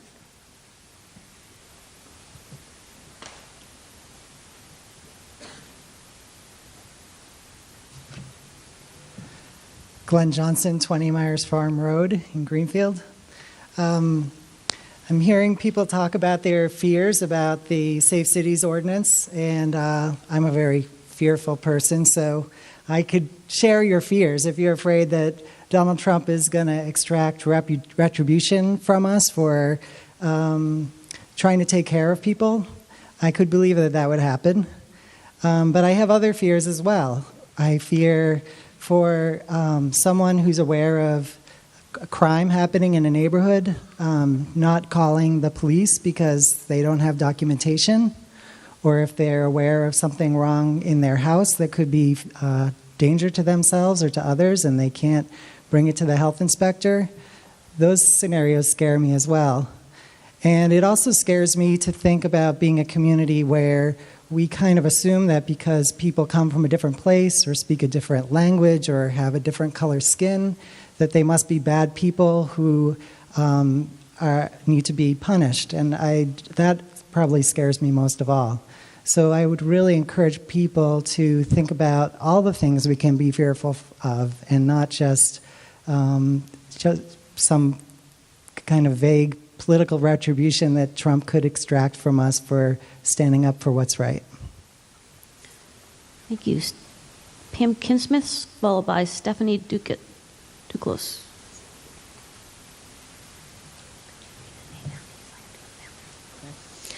Pam Kinsmith, Homestead Ave, Greenfield. As someone else mentioned, I'm grateful to have the ability to come and speak. A lot of people in a lot of places can't, including those that this ordinance is about. But I wanted to speak to the veterans. I wanted to speak to Mr. Sund. I wanted to speak to those of you who came today because I work every day with veterans and I take my service to them very seriously. These men and women have taken on more than any of us can imagine. And to see that you have been manipulated and you've been told something that made you afraid and feel that you had to say someone else shouldn't feel safe so that you can, shocks me and worries me. Because I'm watching our federal government not take care of you. And we as a community, I think, do and want to care for our veterans. I watch veterans lose their benefits every day without cause, without explanation, without a phone call as to why they can't get care. That is your government. That is our government. That is not these people. Our city should be a safe city for everyone.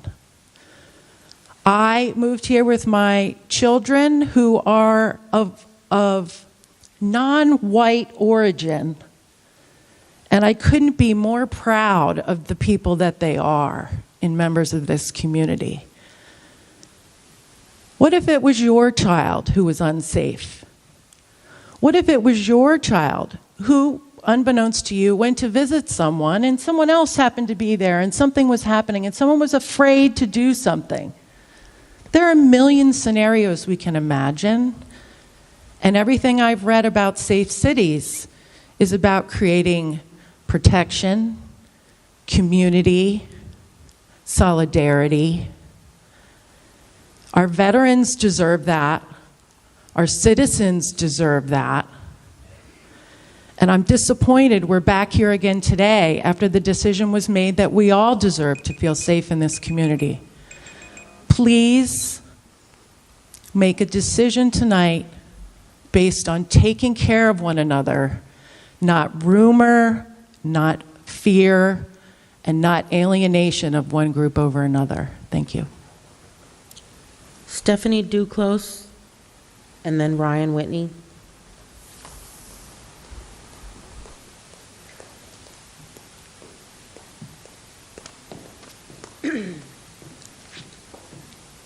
Stephanie Duclos, Chapman Street, Greenfield.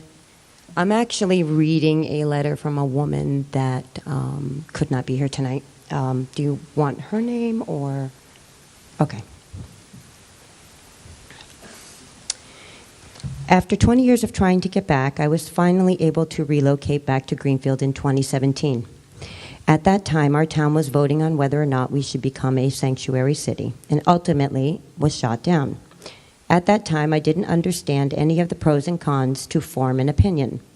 From what I do understand, first and foremost, is it is a blatant violation of federal law.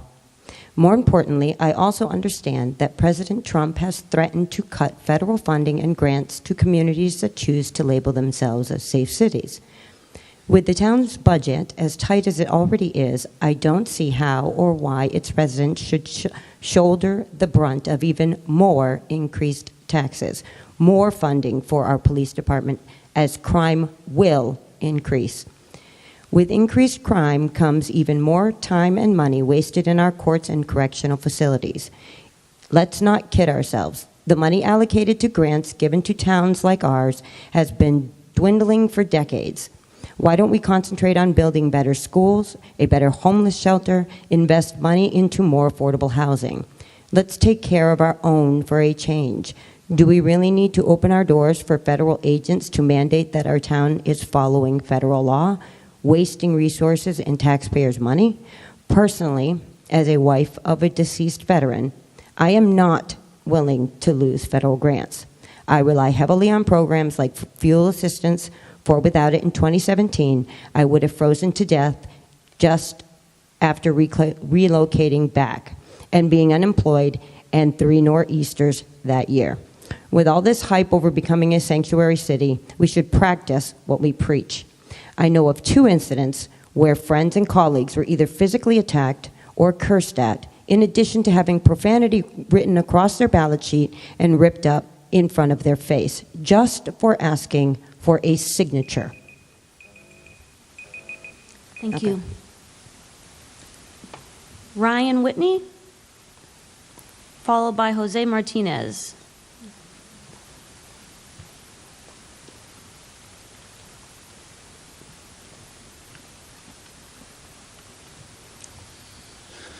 Ryan Whitney, 166 Chapman Street. When I moved to Greenfield from Worcester, Massachusetts, I wasn't too sure about the move. Coming from a big city to a small city, all the inconveniences of traveling to shop, not everything being in arm's length, 24 hours a day. I grew up in a small town with nothing to do. Greenfield seemed to be a perfect mix of the 2 places. To stop, oh, I'm sorry, I'm reading, I'm so nervous. It's okay. You can stop it in a second. If necessary. One of my favorite bands played at Hawks and Reed within the first few months of being here. I loved it. I love the small town feel of the Wilsons place. It was awesome. I just fell in love with Greenfield. And I don't know what's going on with the city council. I understand that everyone has partisan views and political views, but when you start putting things on the agenda, like resolutions to impeach Trump, that does not seem to be things that a town council should be putting on town business. That's a personal agenda. Why do we have to make town agenda?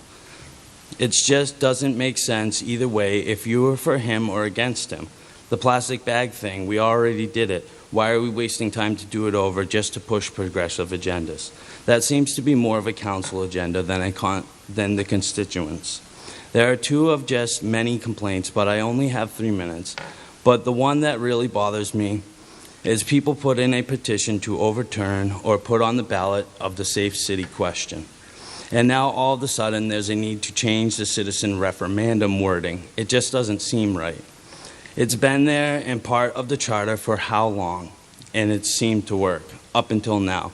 It seems a real elitist move to try to change the wording to make it harder for people in this town to have a voice.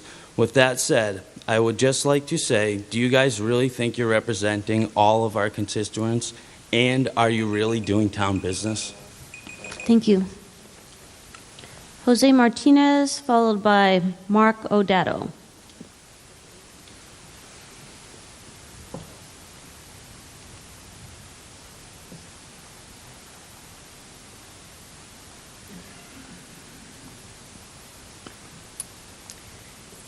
So Jose Martinez didn't really feel comfortable speaking after some of the hate that he heard, so I said that I would speak for him. And he compiled. My name is Rose Bookbinder, and I work with the Pioneer Valley Worker Center. But he compiled some messages from some of our Greenfield immigrant members that I'm just sharing. We are your neighbors. Our kids play with yours at our schools here in Greenfield. We serve and make the food you eat in the restaurants in town. We plant and grow and package the food you buy in the supermarkets. We want to provide for our families just as you want to do for yours. We want our children to grow up and have a better education and be in better situations, just like you want for your kids. Our blood bleeds the same red as yours. We want our community to be strong and vibrant, and we hope that you can see we are more alike than we are different. Thank you. Marco Dotto, followed by Corky Miller.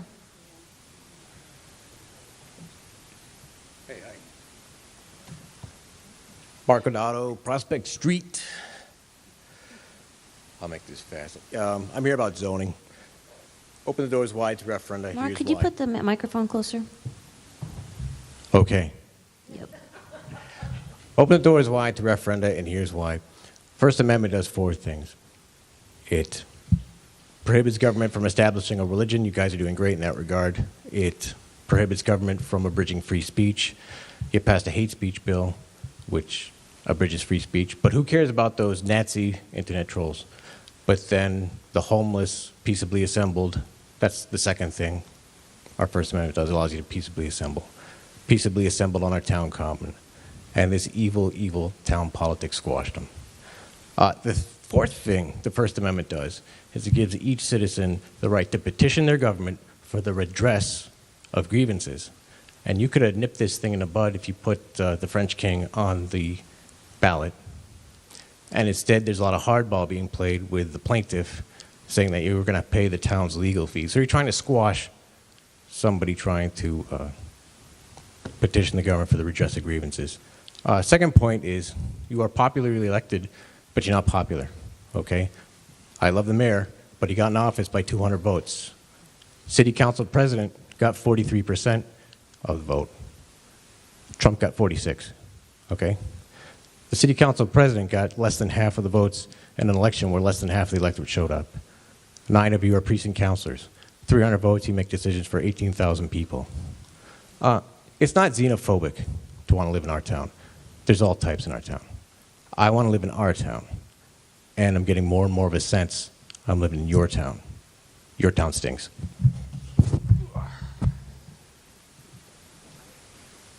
Corky Miller, followed by, hang on a second.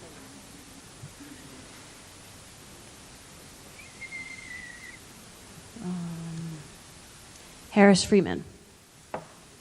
I'm Corky Miller. I live at 47 Highland Avenue. And I would like to say that this is democracy. And I think that you should have the people vote on the overlay. That's it. Harris Freeman, followed by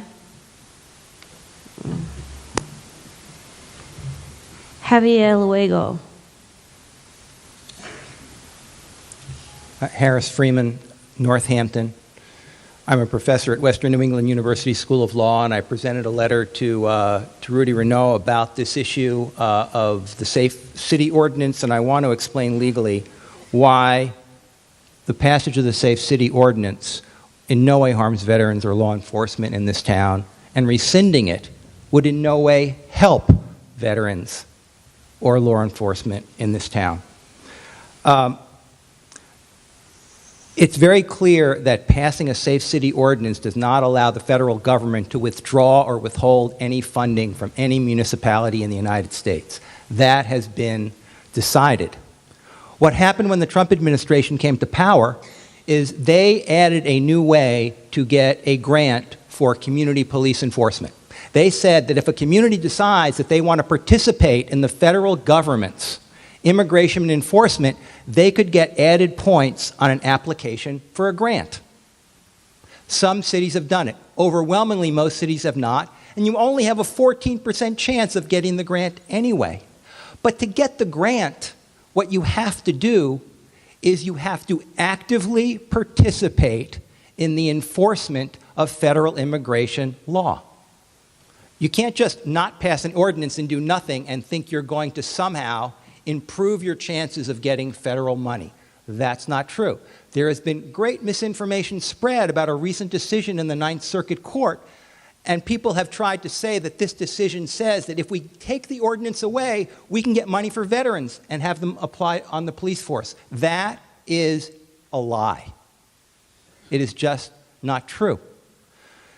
What's going on here is ignoring what the courts have said and the fact that communities all over Massachusetts have passed ordinances like this, and cities in Massachusetts could not apply for the grant under these immigration terms because of state law. I am the son of an immigrant and a veteran. My father fought in the Army before he was a citizen. He would turn over in his grave to think that people are spreading misinformation about veterans in order to hurt immigrants who are simply trying to be safe in our communities. Thank you. I encourage you to read the letter I wrote to all of you and circulate it in the community. Thank you. Javier Luego. Javier Luengo from Northampton. I'm the coordinator of the Immigrant Protection Project of the ACLU of Massachusetts. A huge part of our work happens in Greenfield, including visiting families in the entire city and also visiting the Franklin County Jail ICE pod. And I am an immigrant. I'm a first-generation immigrant, just like your grandparents. I can stay here and keep saying, Santa Cruz City does not exist. I can keep telling you, this ordinance does not violate federal or state law. I can keep telling you that there is nothing that can stop ICE coming into Greenfield. I also can keep telling you, there is nothing that the mayor or the council can do to stop the Greenfield Police Department to keep doing their job. I can keep telling that. I can keep telling you that immigrants, even undocumented immigrants, pay taxes. I can keep telling you there is nothing in this ordinance that violates a state or federal law. I can keep repeating that. What I really want to say also is that lawyers on the ACLU national legal team, they agree with the interpretation of the federal Ninth Circuit decision in LA versus Barr that Professor Freeman presented. And that makes clear that nothing in that legal decision undermines the city of Greenfield access to money or the Welcoming City Ordinance. And there is no way that this Welcoming City Ordinance harms in any way veterans' opportunities and does not undermine local enforcement. I can keep telling you that. People are going to keep lying. Please, do the right thing. Thank you. Jeff Napolitano, followed by Rose Bookbinder, and then that's it.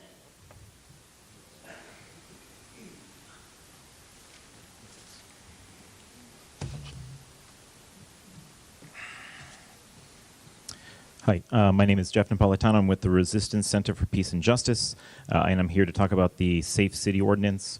After hearing previous speakers, I'm not sure where to begin. I've worked on policies like this for about a decade now.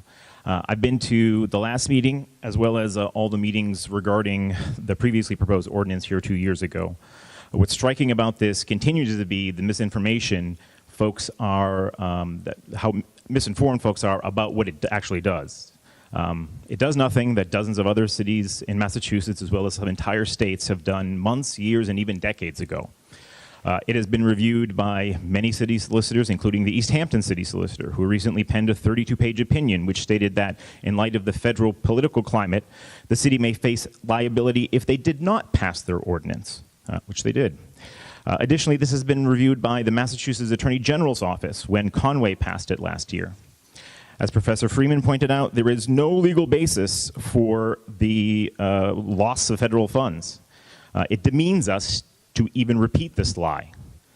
2 years ago, someone started another rumor here that people would have their guns taken away in Greenfield if that older version of the ordinance had passed. Today, we have heard that despite other places passing this measure without incurring the apocalypse, that Greenfield will be overrun and will run out of doctors if it passes. I imagine that regardless of your vote tonight, tomorrow someone will claim that this ordinance will cause earthquakes and mailboxes to explode. This measure, frankly, is the very least you can do to protect your residents. In truth, we should be doing so much more for immigrants, refugees, and others.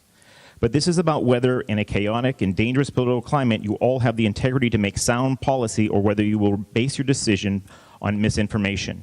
You aren't doing this for immigrants. You are doing this for your own people here in Greenfield. There are no others. Thank you. Rose Bookbinder?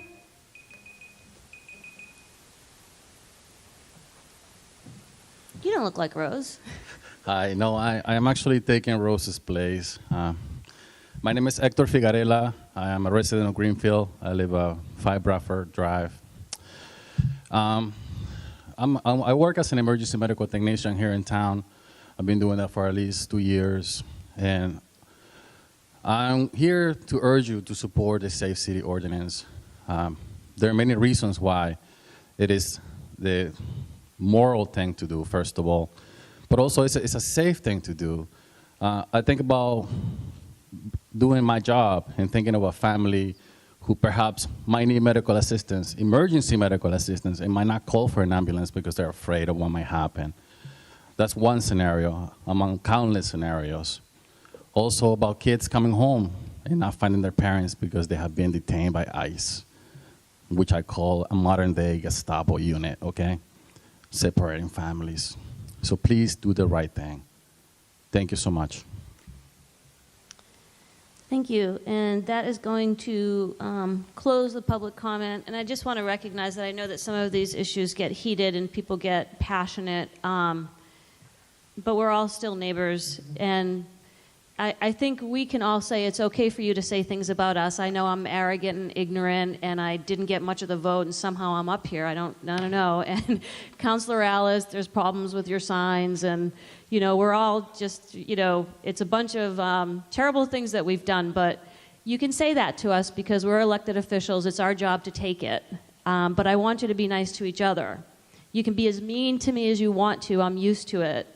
I was serious when the man said, "Up yours." I've got a thick skin, but be nice to my wife and be nice to each other. And when I'm out of elected office, you have to be nice to me. We're going to go on to public hearings and second readings. Councilor Wheeler. Thank you, Madam President. Public hearing. In accordance with Home Rule Charter, the Greenfield City Council will hold a public hearing on Wednesday, August 21st, 2019 at 7 p.m. at Greenfield High School Auditorium, 21 Barr Avenue, to receive public input on the following. Appropriate $26,693.06 in provision with new contract agreement with Greenfield Public Schools. The City Council may consider the same on Wednesday, August 21st, 2019 at 7 p.m. at Greenfield High School Auditorium, 21 Barr Ave. Materials can be obtained from the City Clerk's Office, 14 Court Square, from 8:30 a.m. to 5 p.m. Monday through Friday, or by phone, 413-772-1555, extension 6163. Karen Reno, Greenfield City Council President. Thank you, Councilor Wheeler. So now we have a series of orders. So we're going to go over them because it might be a little bit confusing right after Councilor Wheeler reads the second reading. City Council second reading, August 21st, 2019. Appropriate $26,693.06 in provision with new contract agreement with Greenfield Public Schools. Yeah. I'm going to open up the public hearing on this at 9 p.m. Does anybody wish to speak on this specific appropriation? I'm going to keep the public hearing open just in case anybody wants to speak, and that's to the $26,693.06 for the new contract with the Greenfield Public Schools.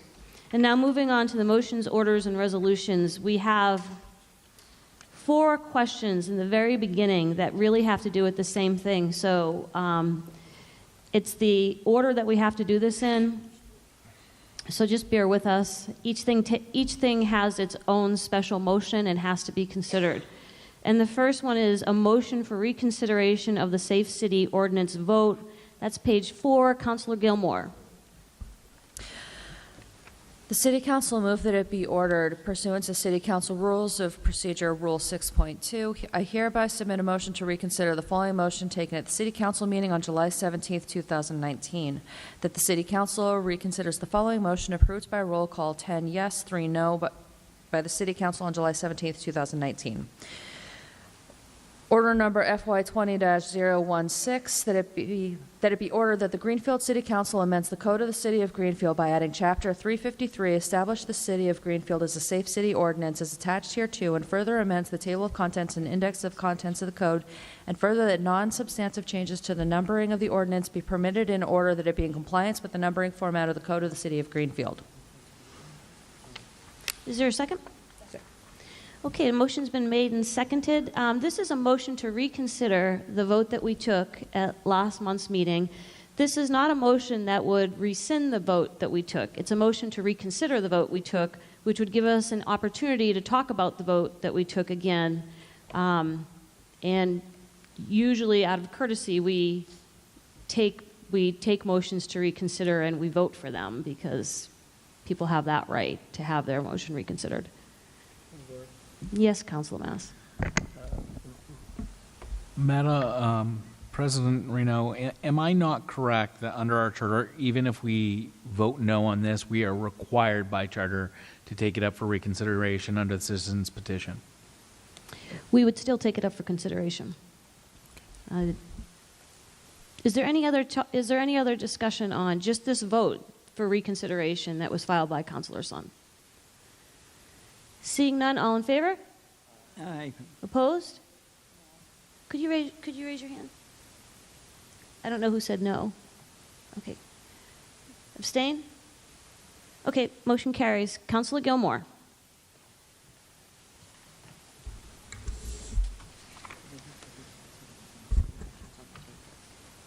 So I'm rereading the motion for consideration on page 4.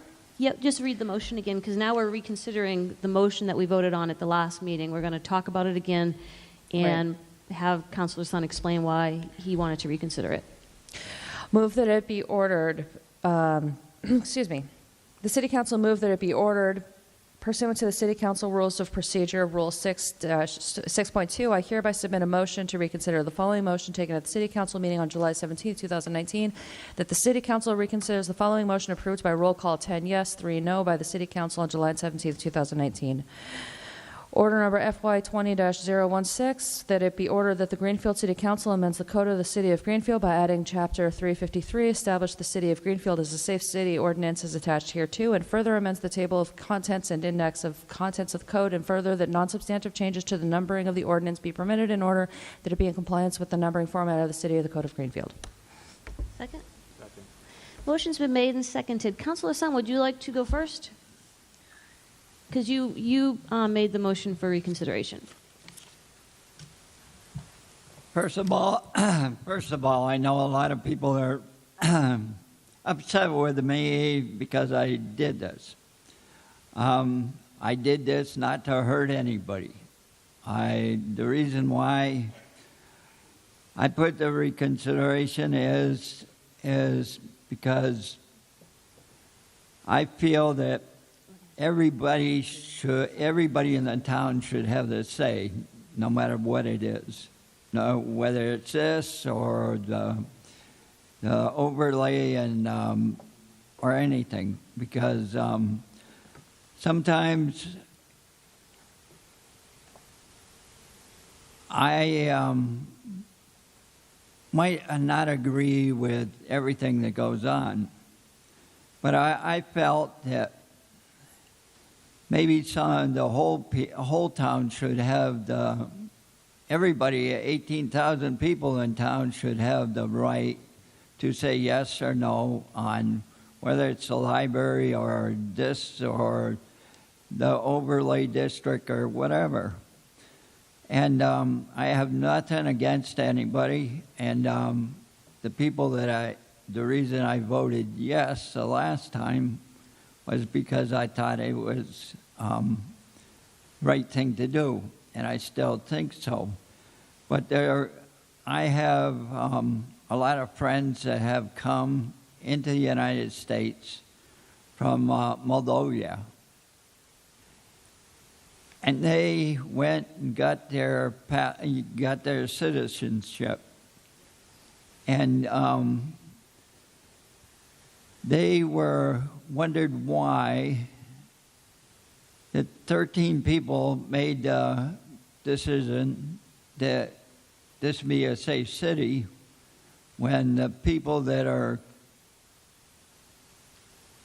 doing, coming in, they don't know whether they got their citizenship by going through the right channels. And so they wanted to make sure that everything did it according to the way it should be done. Get their everything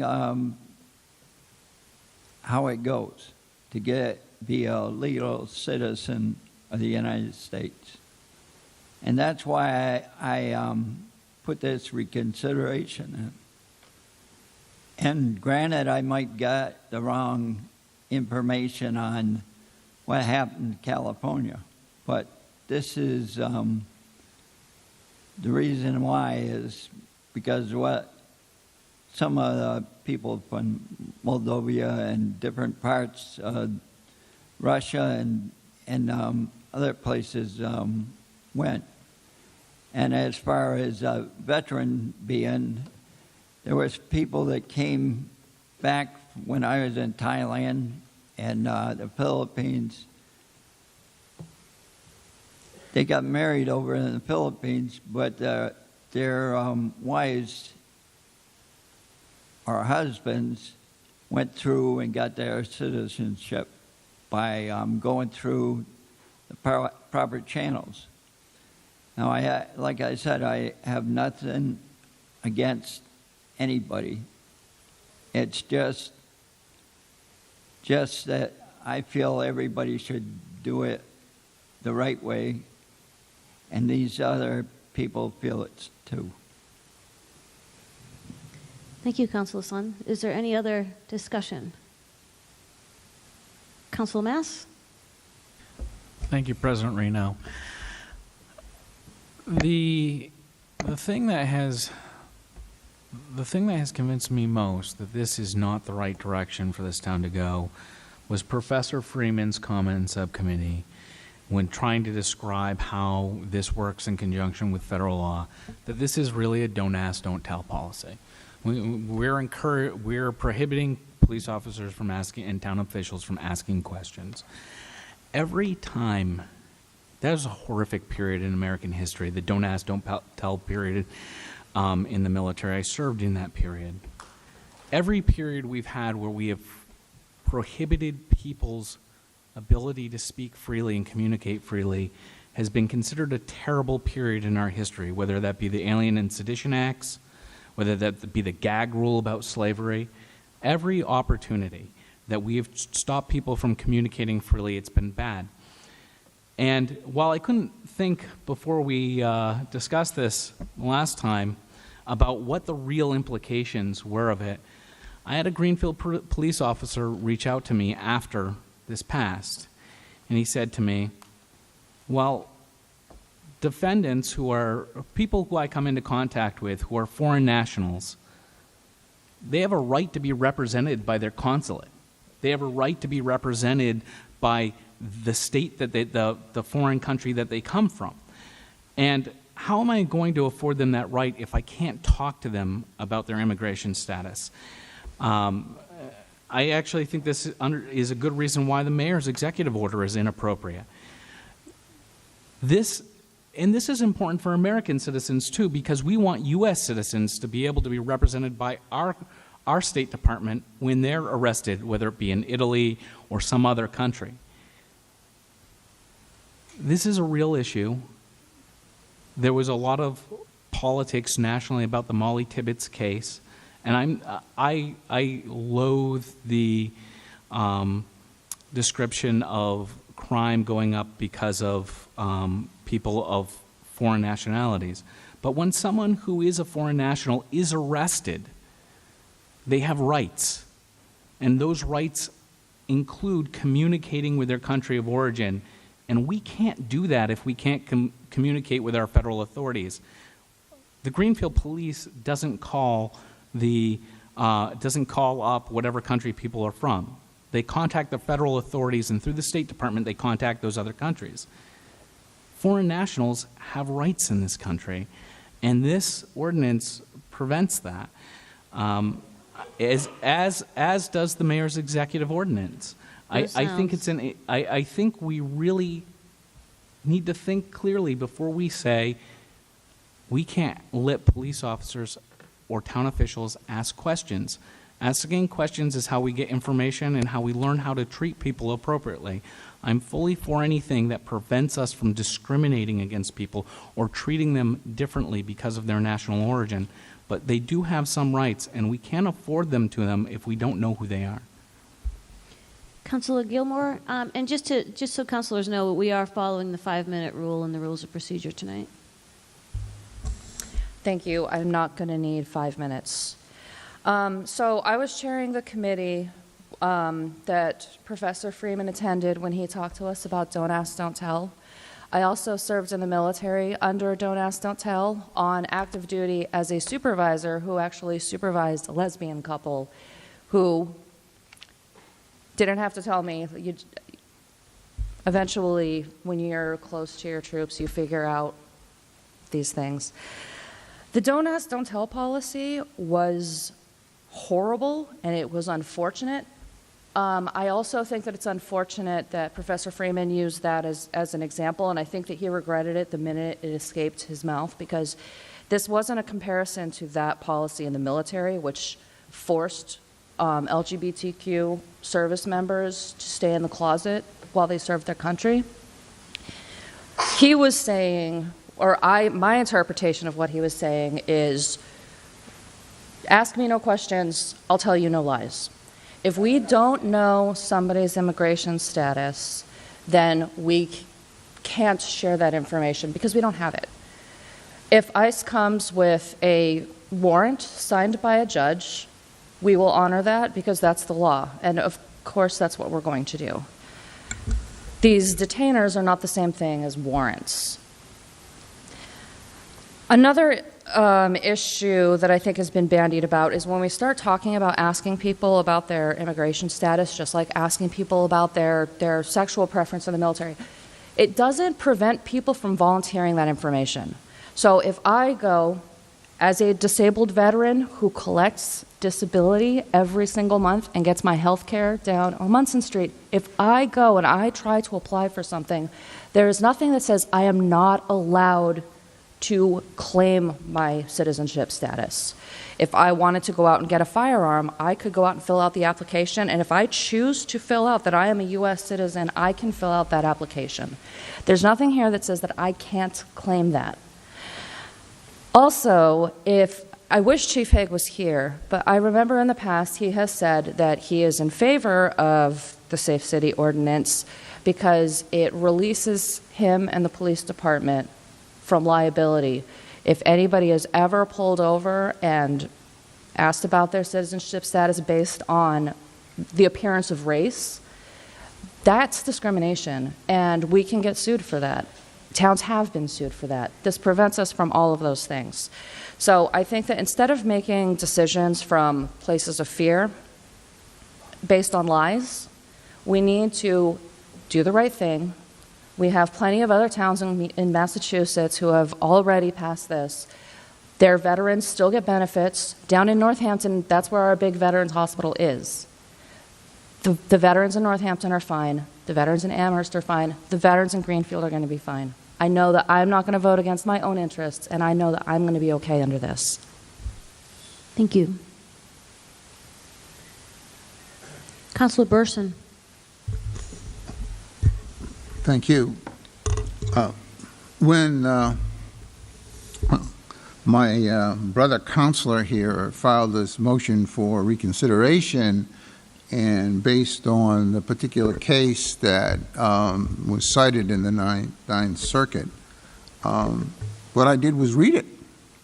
And after I read it, I could not see the applicability of the particular case to these circumstances. So I thought that would be probably the end of it. If it didn't have any basis upon which it was being asserted, as detrimental to veterans, or for that matter anyone else, the needs seem to evaporate. However, that is not the place we are at. I have been known in 1984 and in 2002 to foster representative government in this community, and that not every single issue that the representative government passes upon and votes upon after deliberation and debate is going to be submitted to the voters. That was the town meeting method of government, which the voters rejected on two occasions when they passed the first charter and then the second one in essentially 2002. Be that as it may, this argument that there is a violation of federal law is pure sophistry. The Commonwealth of Massachusetts and about other 15 or 20 states around the country violate federal law every day, because you now can go to your local marijuana shop and buy whatever you want within the law. And guess what? Marijuana is a federal crime. And it doesn't seem to bother very many people, governments, towns, cities, or for that matter, people.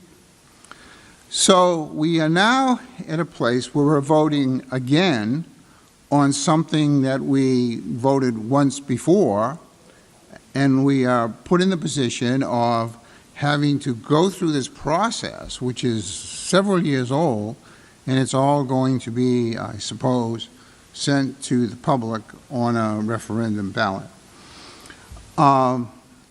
This is a basic tenet of what we're about. We are about standing up for people who live in our community.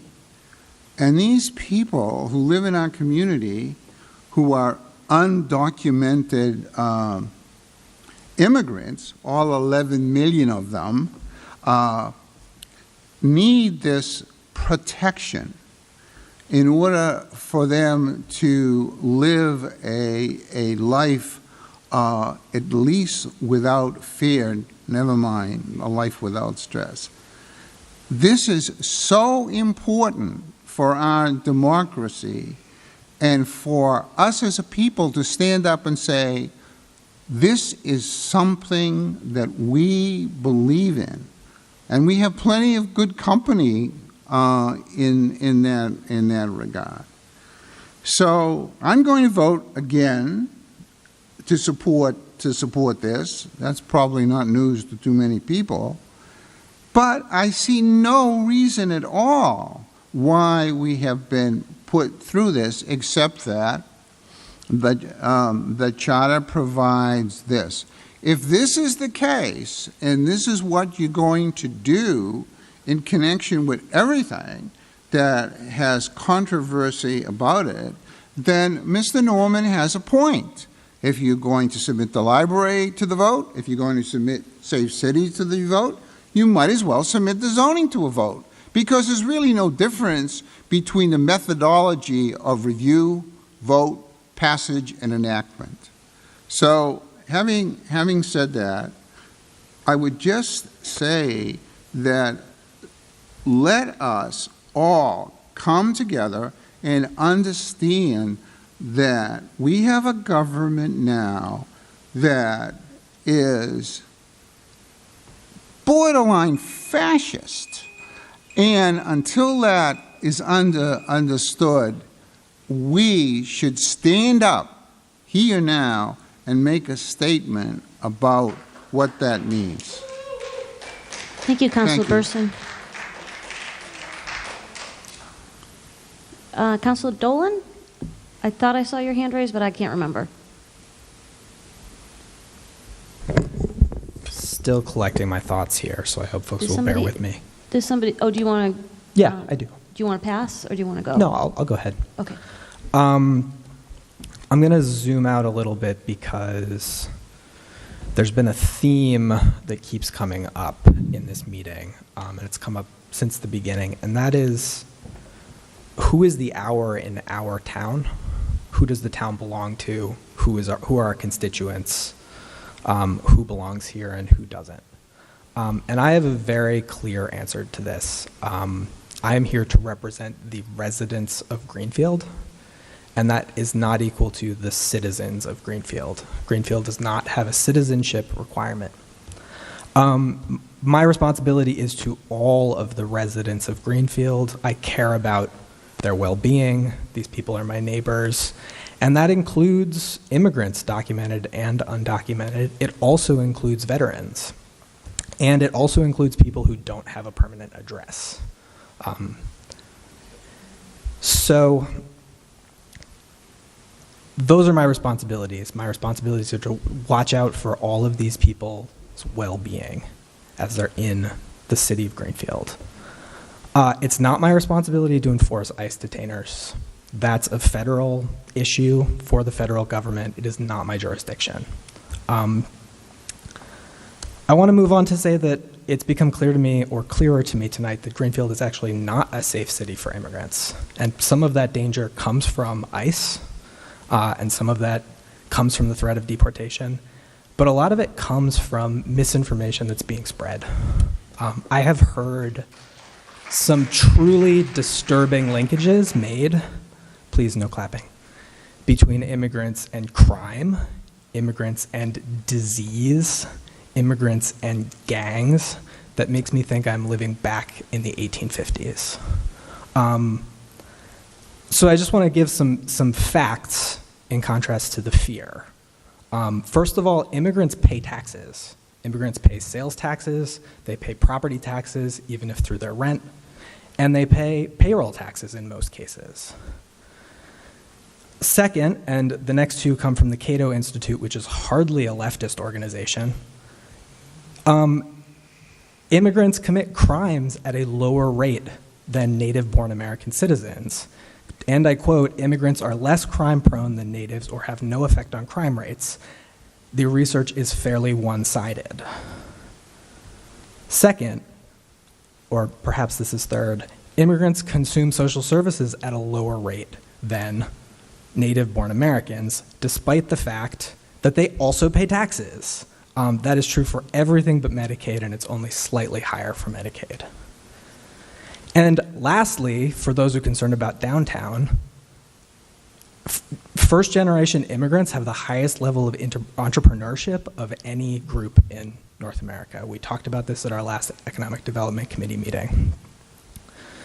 So we have a threat on the table from President Trump that there's a boogeyman in the room, that he's going to remove funding. President Trump has also threatened to serve a third term in office, which would be a violation of the Constitution. President Trump threatens a lot of things. I don't think we can organize our lives around those threats.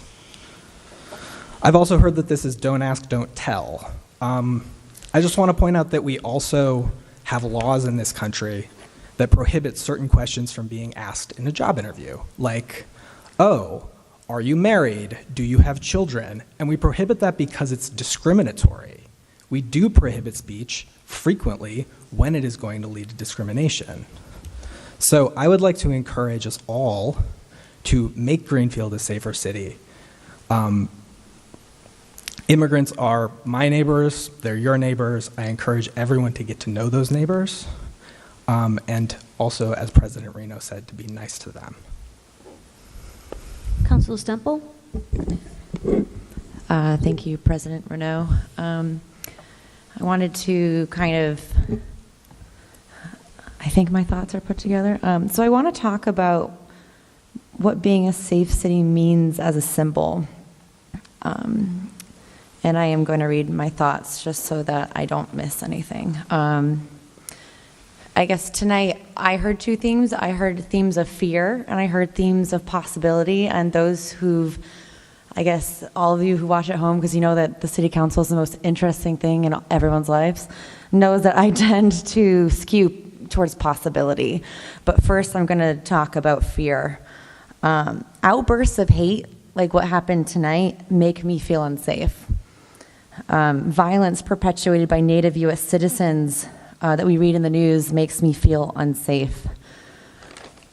Next, I'd like to talk about possibility. I truly, genuinely want, it was a few people tonight who asked, like, why are we here and what do we do? And I'll answer that question for you. I truly, genuinely want to help people and build an economic base. I also heard concerns about money and taxes and how we'll support something like this. Last week, my committee, the EDC committee, did host 14 business, municipal, and community leaders for a discussion on growing and supporting entrepreneurs and small business in Greenfield. Many of you may not know that because unfortunately that meeting was not reported on, but was extremely relevant to the Safe City conversation. There are real, tangible, pragmatic reasons to why being a welcoming community for immigration of any kind is a good idea for Greenfield's future, as well as our financial bottom line. So all of you who care about taxes, listen up. First, Greenfield is no different than New England in the fact that we have an aging population and we're facing a decreasing population in the same stroke. That's a problem. I just read an article on Boston.com how Maine, they have a lack of caregivers for their population, and it's a crisis in the state of Maine. Less people sharing the rising costs of public services means more expenses for those of us who are here. Research shows that immigration is the answer to our declining population. Second, immigration and diverse communities, and this is something that Councilor Dolan just touched on, immigrant and diverse communities are successful business communities. I'm looking around and we talked about how Greenfield was in the past, and so maybe some of you can remember how Greenfield was in the past. My Jaju was a salesperson at the Greenfield Tap and Die, and he made a great wage. And what he told me all about was why I had grapes growing in my backyard on Devon Street when I was a little girl. Greenfield's success of the 1900s rests on the backs of the immigrants who chose to move here to work in our factories. If we want to make America great again, we need to start here being more welcoming to those not from here. If we continue to stay owning our community and not welcoming it to others, we're going to own that bill when those who we chose not to welcome choose to go somewhere else. And it's never a good idea to put the rights of the minority in the hands of the majority, because what do we think is going to happen? Safe cities also protect Native citizens who don't look like me or many of the people who spoke here tonight against the measure. And so I will support this again, and I really hope that whether it's a business reason or it's a memory or whatever it is, or someone who doesn't look like me or you, whatever the reason is, I hope that you can understand why myself and some of my fellow counselors will support this. Thank you. Thank you. I'll speak now on this ordinance that I actually brought to the council 2 years ago, and now here we are again. It's just because a group of people in our country are being scapegoated by our president for political gain. We've had undocumented immigrants in our country for a very long time, and the place hasn't blown up.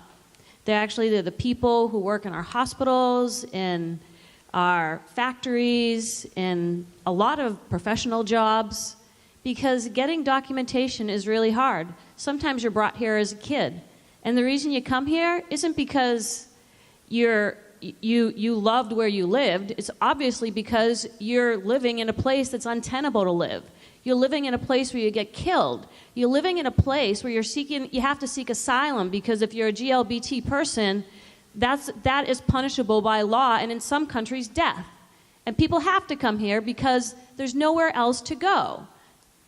So why shouldn't they be able to come here? I am far more scared of the straight white guys out there with semi-automatic rifles willing to go into shopping malls and Walmarts and movie theaters and blowing us all up to pieces. I am far more scared of some of the straight white guys who come here and talk to us and are rude and send extremely rude emails, and to the point of telling me I should go back to a prison like they had in Germany. And I will once Trump becomes president. Got one of those before. You all scare me. And you scare some of my colleagues up here. But you know what? There's not one undocumented immigrant in this room that I have any fear of. And I don't know what those of you who are scared of undocumented immigrants who have to come up here and say, you people, you know, that's racist. That is just racist. Don't say you people. We're all in this together. We're all one community. I'm going to support this again. We're going to have no choice but to put it on the ballot where people can in secrecy go and vote if they want to against it. The good thing about having elected representatives is that if we voted for this, you can see us. We're sitting here, you see our faces, you can hate us to our faces, you can say rude things to us. It takes courage to do that. It doesn't take courage to go into a voting booth and vote with your racist intentions. But that's what we'll do. We'll put it on the ballot, but I'm going to vote for it again.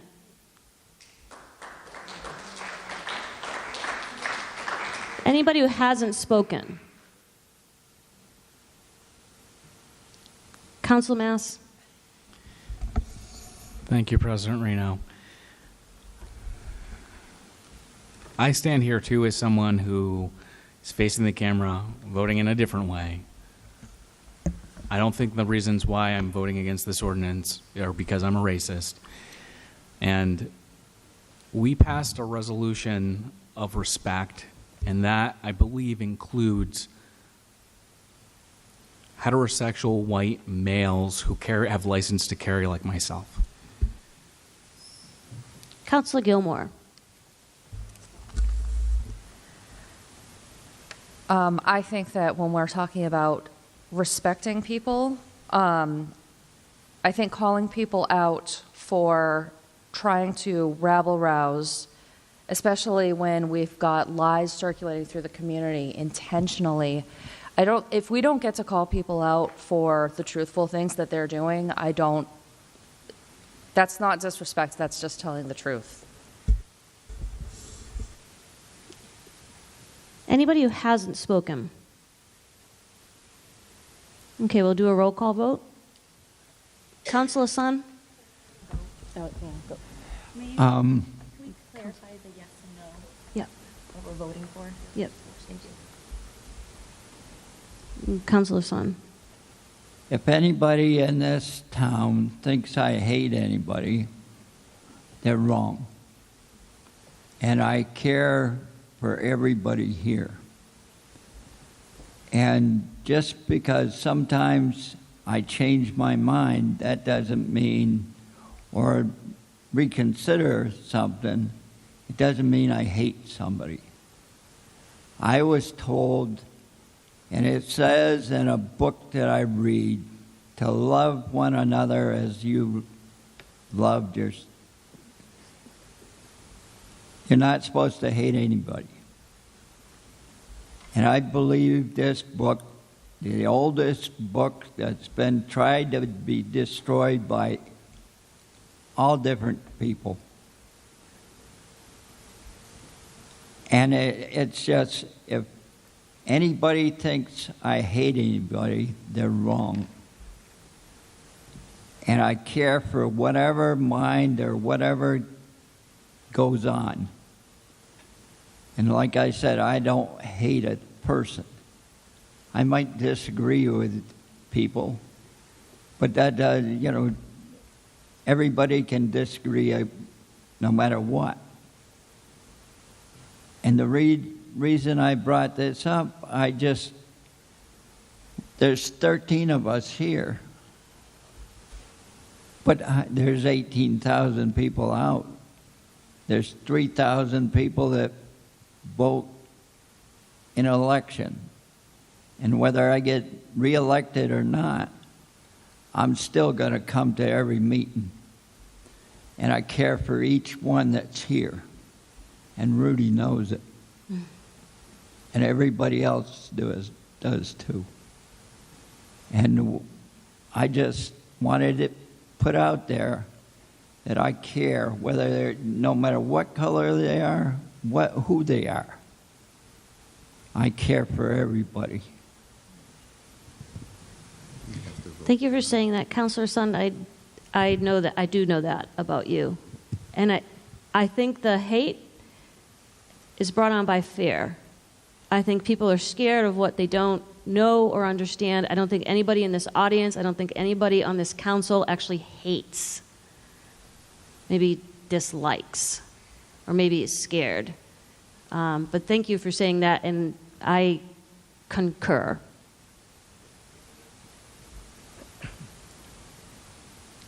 Ready to vote? So this is the vote. So this vote is to affirm. This isn't the vote to put on the ballot. That's coming. This is the vote to affirm or not affirm the vote that we already took. So a yes vote is that you agree with the Safe City Ordinance as written. A no vote means you don't agree with it. And then we're going to get on to the ballot question. Come back, please. Yes. Yeah, here. Counselor Sund? Please come back. Counselor Burson? Yes. Counselor Alice? No. Counselor Pyfrom? No. Counselor Dolan? Yes. Counselor Gilmore? Yes. Counselor Wheeler? Yes. Counselor Mass? No. Counselor Ricketts? Yes. Counselor Stemple? Yes. Counselor Sund? No. Does the president wish to vote? Yes. 1, 2, 3, 4, 6, 7. 7 yes, the motion passes. 2, 3, 4, 2. Motion passes again. Counselor Gilmore.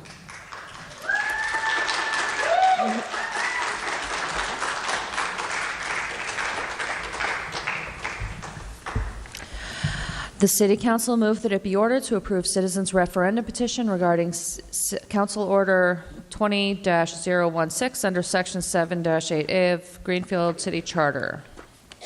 Is there a second? Second.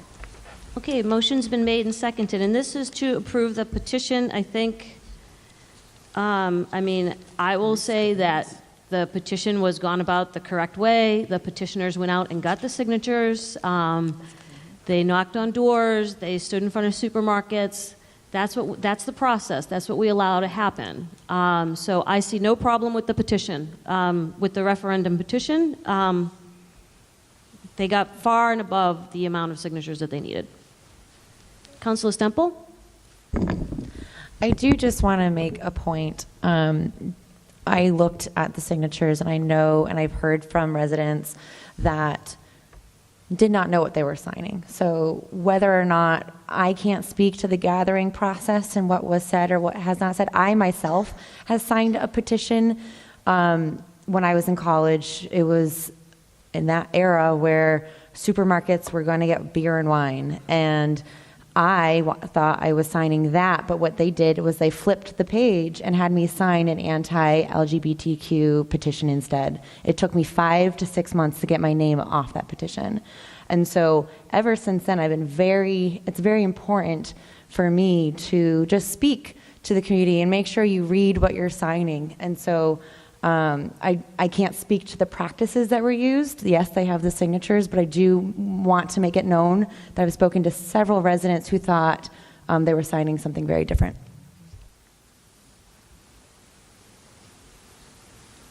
Councilor Mass?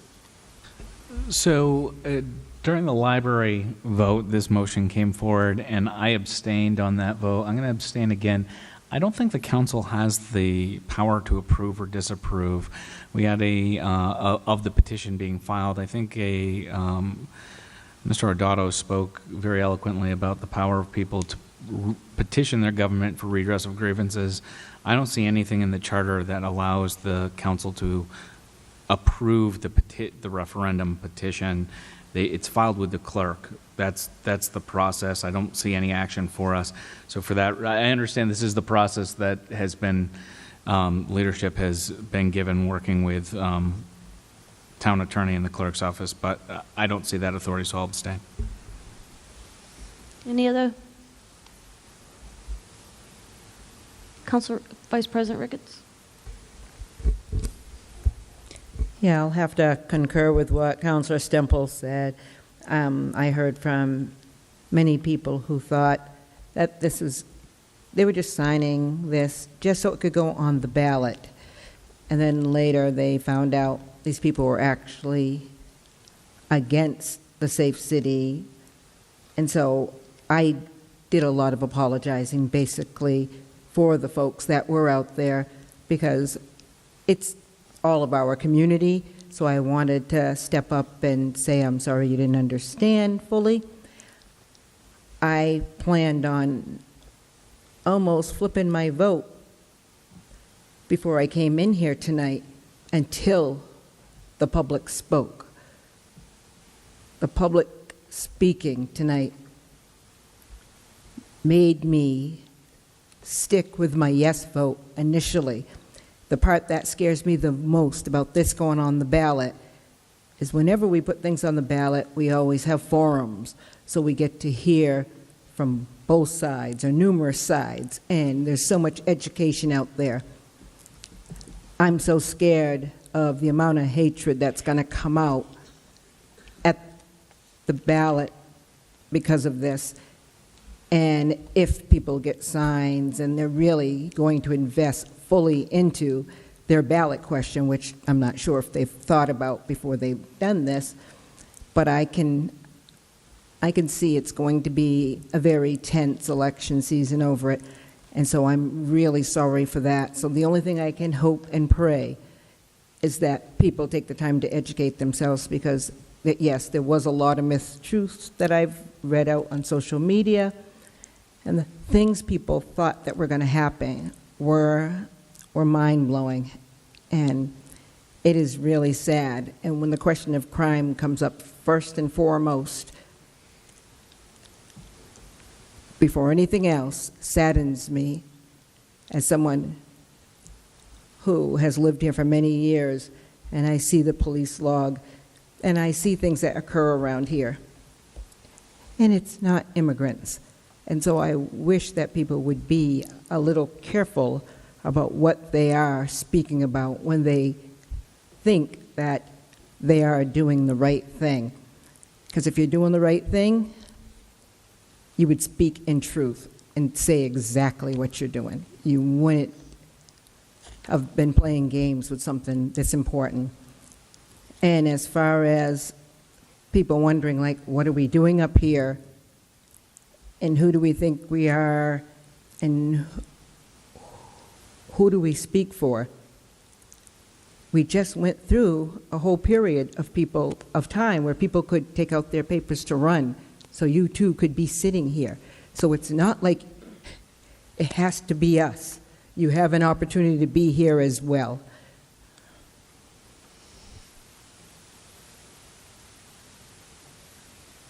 Councilor Pyfrom?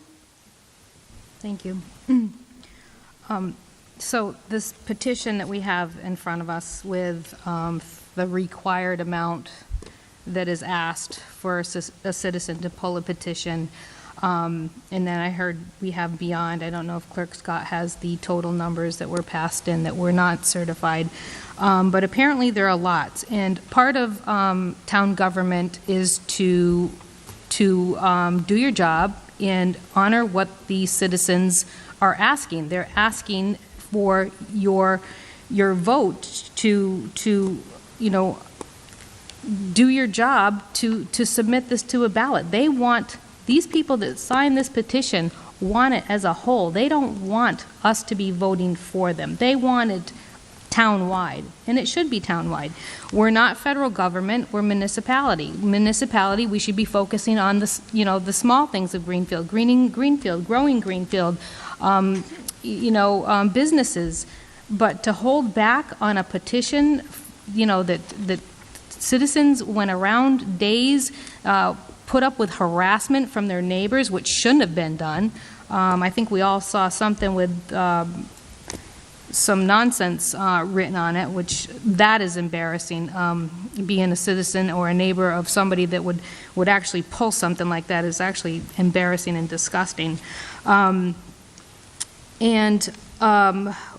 Greenfield, I've grown up in Greenfield my whole life. We have always been a safe city. We are a safe city. and I see that we will be a safe city. But, trying to put an ordinance on something that, we don't really need, we've never had a need for it. Now we're hearing people are scared. Scared of what? You're making yourself scared of what? I mean, this is just, it's nonsense. So I will support this and support what the citizens have brought forward to us, because I am going to do my job. Thank you. Councilor Dolan? I just want to clarify, I don't believe on principle that a majority should decide the fate of a minority, so I'm going to abstain from this vote. Any other discussion? Okay, so this is to accept the referendum petition, and clerk will call the roll. Councilor Sun? Yes. Councilor Burson? Abstain. Councilor Alice? Yes. Councilor Pythram? Yes. Councilor Dolan? Abstain. Councilor Gilmore? Yes. Councilor Wheeler? Yes. Councilor Mass? Abstain. Vice President Ricketts? Yes. Councilor Stemple? I abstain. Does the President wish to vote?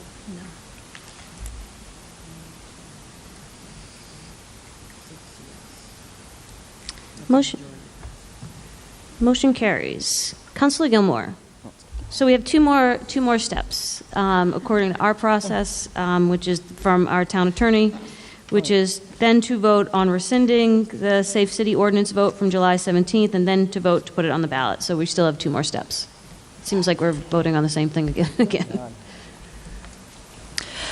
The City Council moved that it be ordered pursuant to the Greenfield City Charter, Section 7-8, that the following order, number FY 20-016, approved by the City Council on July 17, 2019, be rescinded, that the Greenfield City Council amends the Code of the City of Greenfield by adding Chapter 353, establish the City of Greenfield as a Safe City Ordinance as attached hereto, and further amends the table of contents and index of contents of the Code, or further that non-substantive changes in the numbering in the ordinance be permitted in order that be in compliance with the numbering format of the Code of the City of Greenfield.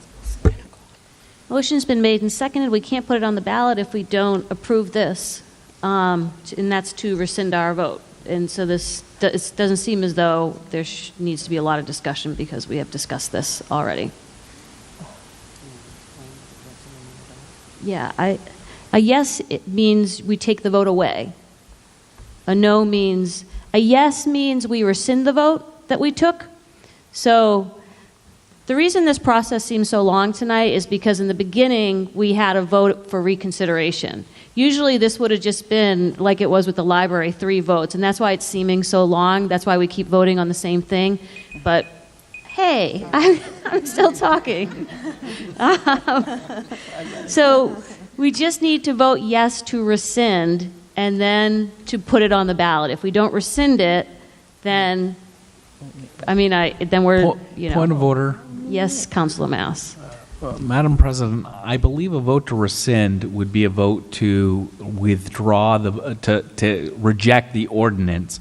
And so councilors who want the ordinance to stay in place should vote no on the motion to rescind, and councilors who want the ordinance to go away should vote yes.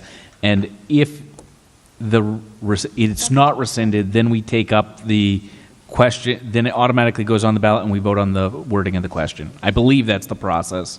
I thought that's what I said, but maybe I didn't. A yes rescinds the vote, right? No, If you rescind the vote, then you go to ballot. If you don't rescind the vote, you don't go to ballot. Point of order. Madam President. We're going to take a 5-minute break. Thank you. Okay.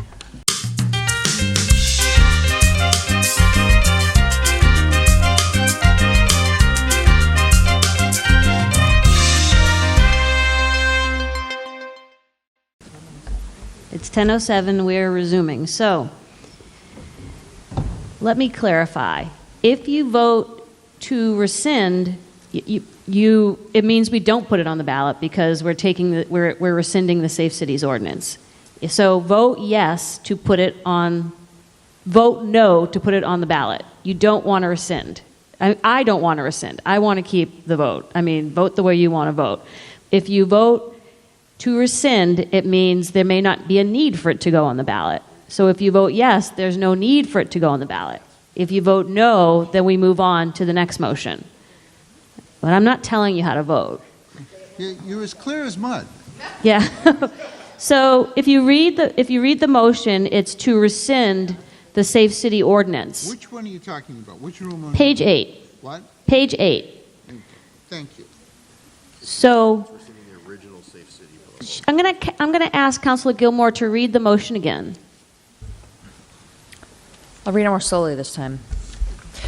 The City Council moved that it be ordered, pursuant to the Greenfield City Charter, Section 7-8, that the following order, number FY 20-016, approved by the Council on July 17, 2019, be rescinded. That the Greenfield City Council amends the Code of the City of Greenfield by adding Chapter 353, establish the City of Greenfield as a safe city, ordinances attached hereto, and further amends the table of contents and index of contents of the Code that non-substantive changes to the numbering of the ordinance be permitted in order that it be in compliance with the numbering format of the Code of the City of Greenfield. Second. So the motion's been made and seconded. And the reason why we do this when we have a referendum is it gives us a second chance to think, well, maybe we want to rescind our vote and not put it on the ballot, in which case you would vote yes to rescind it. It gives councilors a second chance. So this is our second chance tonight to vote on the same thing. Honestly, the thing that's so confusing is that we had the vote for reconsideration in the beginning. Otherwise, this would have been pretty straightforward.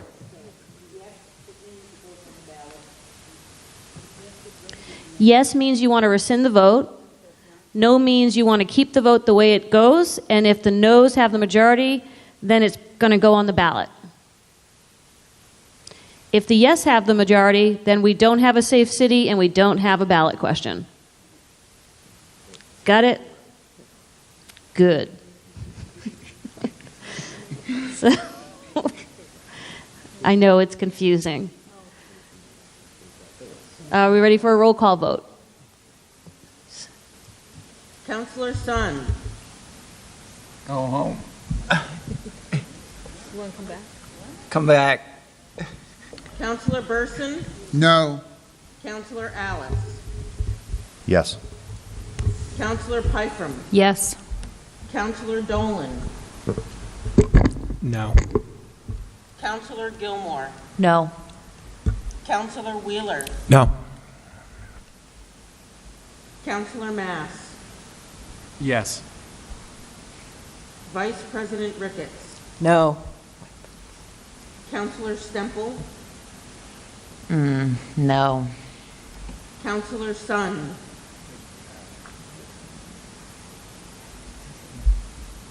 No.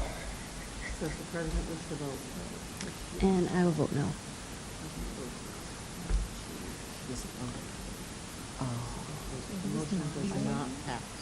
The motion does not pass, so the Safe City Ordinance stands. Now,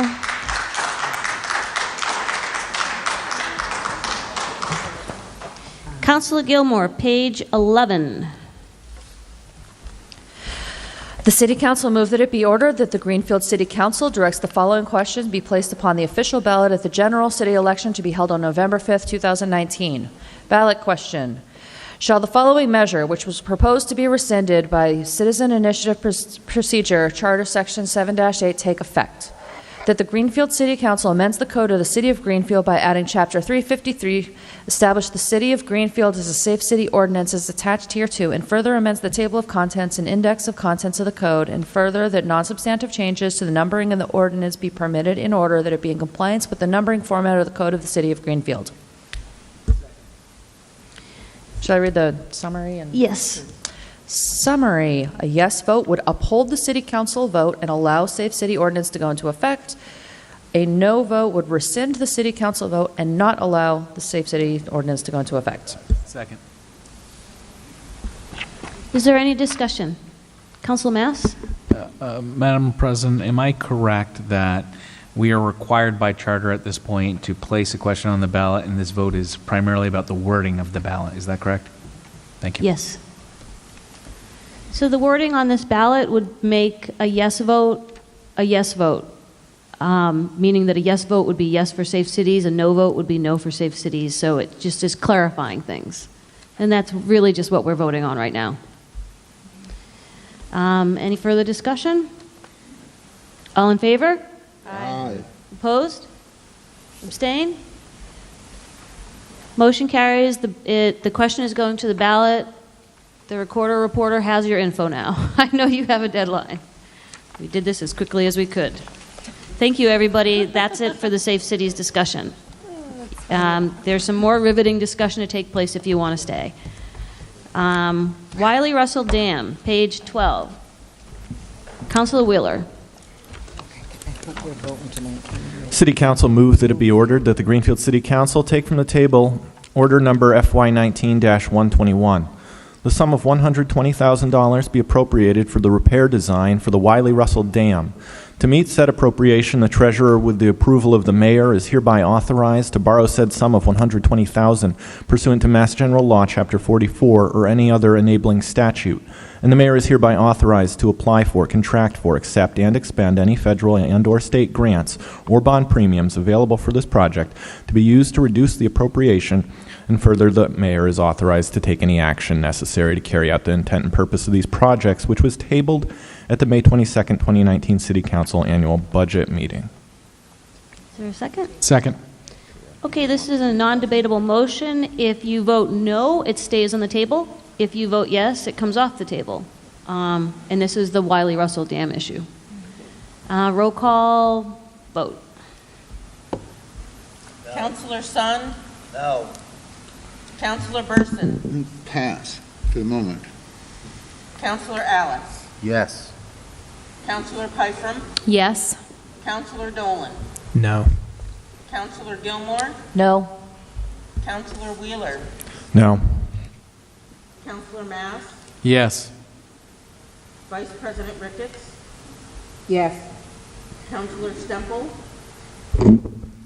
I abstain. Councilor Burson? No. Does the President wish to vote?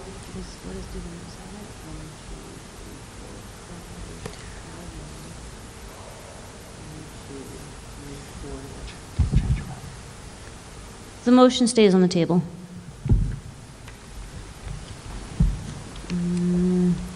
Councilor Wheeler.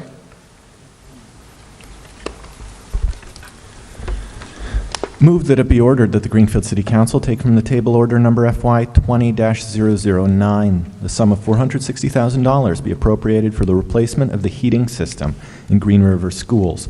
And to meet said appropriation, the treasurer, with the approval of the mayor, is hereby authorized to borrow said sum of $460,000 pursuant to Mass General Law, Chapter 44, or any other enabling statute. And the mayor is hereby authorized to apply for, contract for, accept, and expend any federal and/or state grants or bond premiums available for this project to be used to reduce the appropriation. And further, the mayor is authorized to take any action necessary to carry out the intent and purpose of these projects, which was tabled at the July 17, 2019 City Council meeting.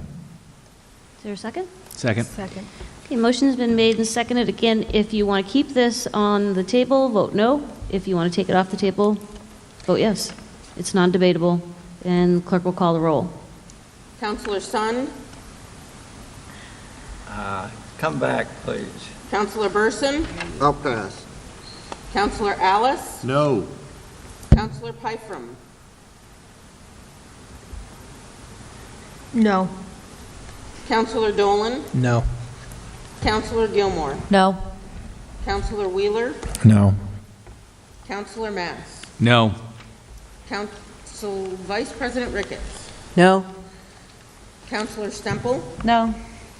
Councilor Sun? No. Councilor Burson? No. Stays on the table. Councilor Gilmore. The City Council moved that it be ordered that the Greenfield City Council take from the table order number FY 20-015, that it be ordered that the Greenfield City Council amend the City Council Rules of Procedure as follows.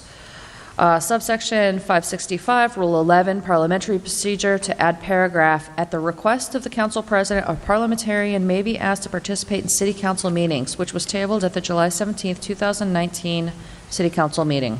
Second. Second. Roll call vote. Counselor Sun. No. Counselor Burson. Yes. Counselor Alice. Yes. Counselor Pyfrom. Yes. Counselor Dolan. Yes. Counselor Gilmore. Yes. Counselor Wheeler. Yes. Counselor Mass. Yes. Vice President Ricketts. Yes. Counselor Stemple. Yes. Yes. Counselor Gilmore, could you read the motion that's off the table now? The City Council move that it be ordered that the Greenfield City Council amend the City Council Rules of Procedure as follows. Subsection 565, Rule 11, Parliamentary Procedure, to add paragraph, at the request of the Council President, a parliamentarian may be asked to participate in City Council meetings. Second.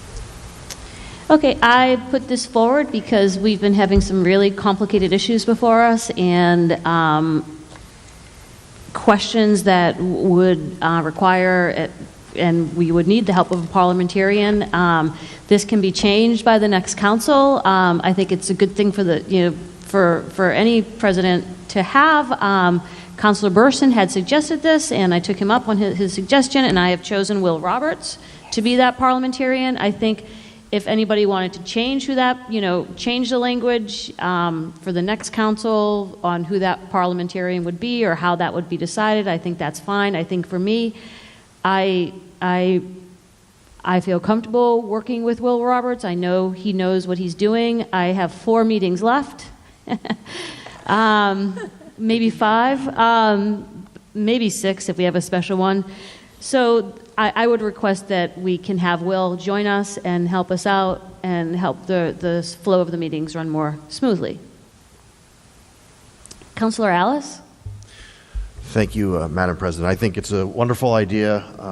Having served as a parliamentarian for a year on a previous body, I think it's a good idea to have someone who is not on the council because that takes away any sort of perceived bias that there may be.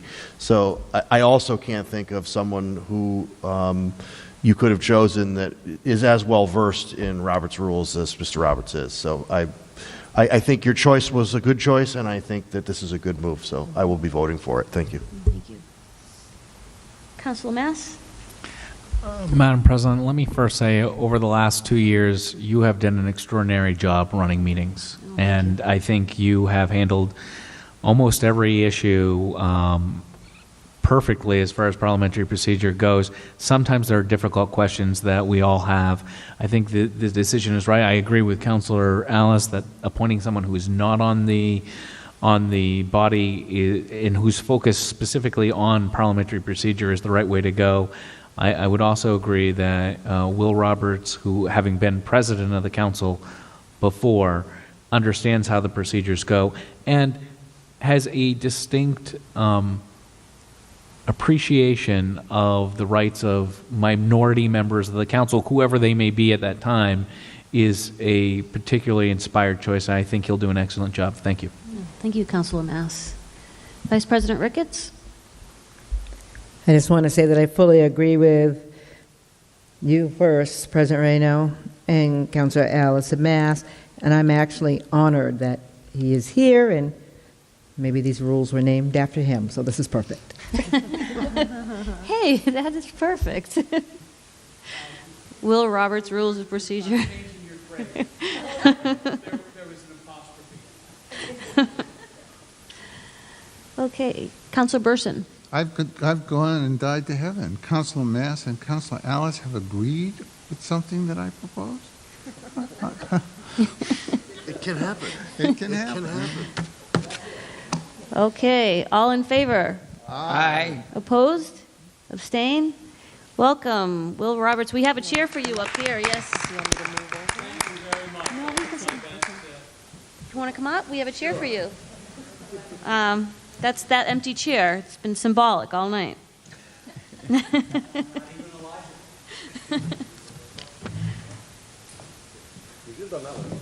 I know, we should have done it first. Right? Did he bring coffee?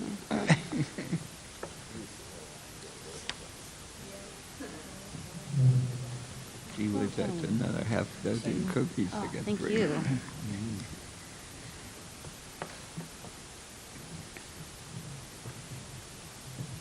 Councilor Wheeler. The City Council, upon recommendation of the mayor, ordered that the sum of $26,693.06 be appropriated from the stabilization fund to fund retroactive wage provisions of a new contract agreement with the Greenfield Public Schools Administrative Assistant Association. Is there a second? Second. Motion's been made and seconded. Report from committee. This was a unanimous positive recommendation. There was a question about why the funds weren't being taken out of contract stabilization, and we were told that contract stabilization doesn't have anything in it right now. Councilor Alice? Perhaps I missed it, but did we close the public hearing? No. We should do that. Yes. Thank you. The public hearing is now closed at 10:25. 22. Any other discussion? Seeing none, all in favor? Aye. Opposed? Abstain? Motion carries. Councilor Wheeler. Point of order. Madam President, we have two relatively duplicate orders. I believe we heard in committee that only item 10 needs to be taken up. I'd ask unanimous consent that we skip to item 10 and leave item 9 on the table indefinitely.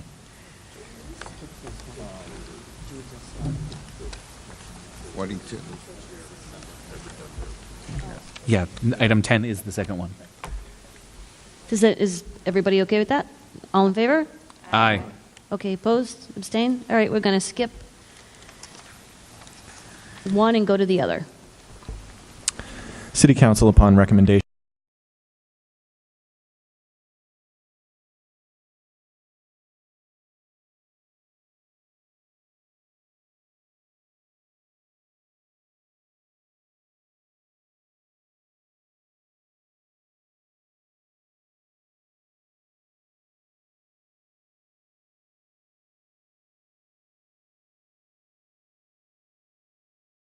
accept Chapter 40, Section 5B, fourth paragraph, and dedicate 100% of the 3% local marijuana excise revenues collected to fund the OPEB Stabilization Fund, effective for the fiscal year 2020, beginning July 1st, 2019.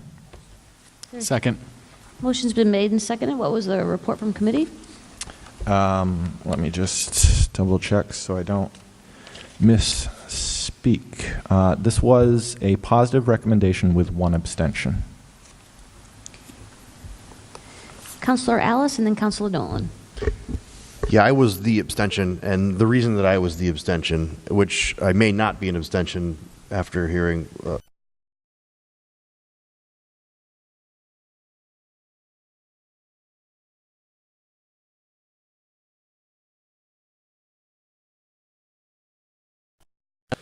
that I believe the Ways and Means Committee probably should have heard of prior to actually setting up the stabilization fund.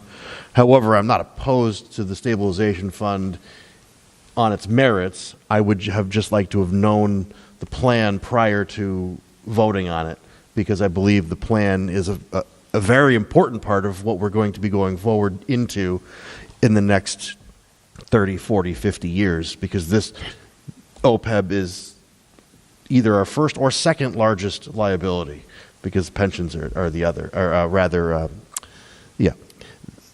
So I just would have liked to have heard not 3 sentences about the 3 different things that are involved in the plan, but actually heard what the plan was before voting. So that's the only reason that I abstained in committee, and will likely vote for it at this body. Thank you. Councilor Dolan? Small thing I just noticed, I believe the term is other post-employment benefit, not post-employee. So if people are in agreement with that, I will make a motion to amend. Yep, I think that can be a friendly amendment. Yeah, sure. Councilor Mass? I just want to thank the mayor for the process related to this.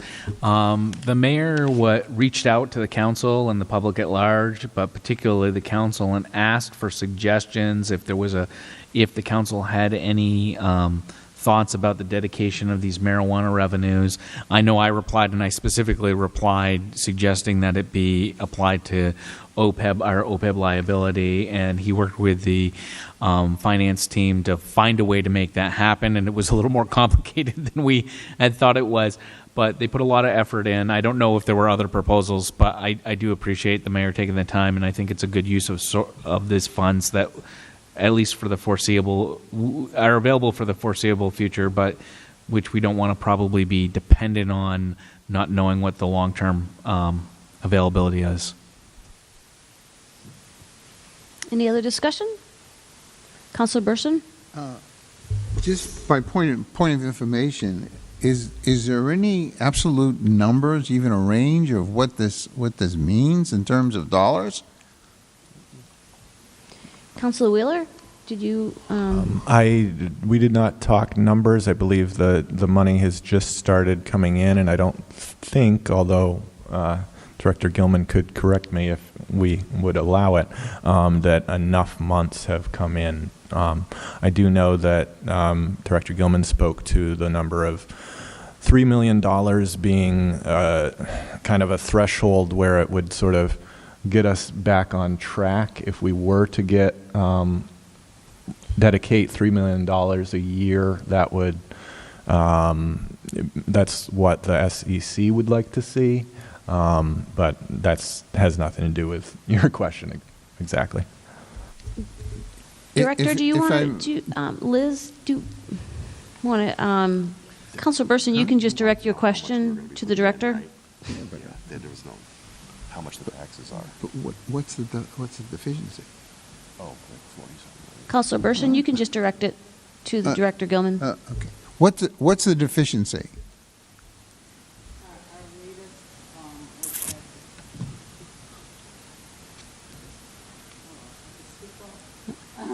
Latest OPEB liability was at $88 million. That's a large number. Yes, I would agree. That is a significantly large number. And is this the only source of, for the lack of a better word, catch-up? Well, it is establishing a plan. Prior to this, we were putting away possibly $100,000 a year, and not every year. So we haven't really made a dent. We currently have about $1.4 million in the OPEB trust. And you owe $88 million? Yes. Is it actually, this is the pension liability actuarially determined by the existing retirees? Correct. And even active employees projected out. That's impossible. Never going to happen. Councilor Oh, I'm sorry. Yeah, you did say pension. It is health insurance. That included in the $88 million is No, it is not included in, the pension is not included in OPEB. It is strictly health insurance benefits for retirees. Councilor Massa, do you have a question? No, I have no question. Okay. Councilor Alice? Can I just clarify? Is the $88 million both of the two things put together? That's No. just the OPEB. That's just the So OPEB. what is the pension plan? Because I was under the impression that they were each at 40-something million. The what we owe, our pension liability. No, that is on a funded, if you can go to PARAC's website and they'll actually have our funding schedule on there through 2036. So that is increases 10% till 2036 every year from where we're currently at. But what is the outstanding liability on that over the long term? I think it's in the 50 range. So this is the first largest. Okay. Yeah, we're 60.7% funded, but I'm not. You think it's 98? Okay, I'll get it. It is, and it is on the website, the funding schedule and the liability. They're both. It's huge. I agree with you. It's huge. I'm just trying to understand how it's ever going to be satisfied. Okay, so there's several. Were you raising a point of procedure? Oh, I was just hoping to address Councilperson's question. Oh. You can both take a stab at it. I will just answer that there are several things you can do. By establishing this plan, the actuary is actually able to use a higher interest rate, so it lowers the liability. You can, once we reach $3 million in our OPEB trust, then we're eating away at future costs because we currently spend over $3 million a year. So, and then secondly, if we look at our benefit plan too, there's also possibilities there to reduce the liability if you make a change in the benefits. So there are options there to lower that 88 down, but there's still going to be an amount that needs to be funded. So when you, maybe this is really far afield, but when you go in and you borrow money, on a bond, for instance. Oh, yeah. Yeah. Do you post an $88 million liability on a financial statement in connection with the bond? Yes. Councilor Mass? For newer counselors, it may be helpful to understand that this is an issue that has come up over the course of time by a change in accounting standards. That essentially the state was pay as you go, and they changed the accounting standards so to have sort of truth in accounting and have these liabilities on the balance sheets. But it's an issue that has affected every municipality across the Commonwealth and many other state agencies and even in the federal government, the post office, those kinds of things as far as the accounting standards. That said, a couple of communities have reached 100% funding, but most have just barely started to take action. We certainly need to go a lot further and be more aggressive, and this is the most aggressive step we've made in this direction. It's a good first step, but those certainly will be looking for further solutions down the road. Correct. Any more discussion? Okay, all in favor? Opposed? Abstain? Motion carries. Councilor Wheeler. The City Council moved that it be ordered that the Greenfield City Council, pursuant to Section 5-11, appoint the firm of Powers & Sullivan, Wakefield, Mass., for the purpose of an outside audit. Second. Motion's been made and seconded. Councilor Wheeler? This received, let me check, I believe it was a positive recommendation with an amendment, which I would like to make at this time, or make a motion to amend with that language. Let's see, so the motion is to add at the end of the sentence, after the words outside audit, subject to appropriation set forth in the city audit line item of the FY20 city budget. I'll accept it as a friendly amendment, my friendly second. Okay. It's friendly. We don't have to vote on it. Great. So yeah, I could speak. I called some of their references, and they were very glowing. Other municipalities in Massachusetts. So, Councilor Burson? I read this thing, every page, and there seems to be a lot of elasticity on page 27, item 11, when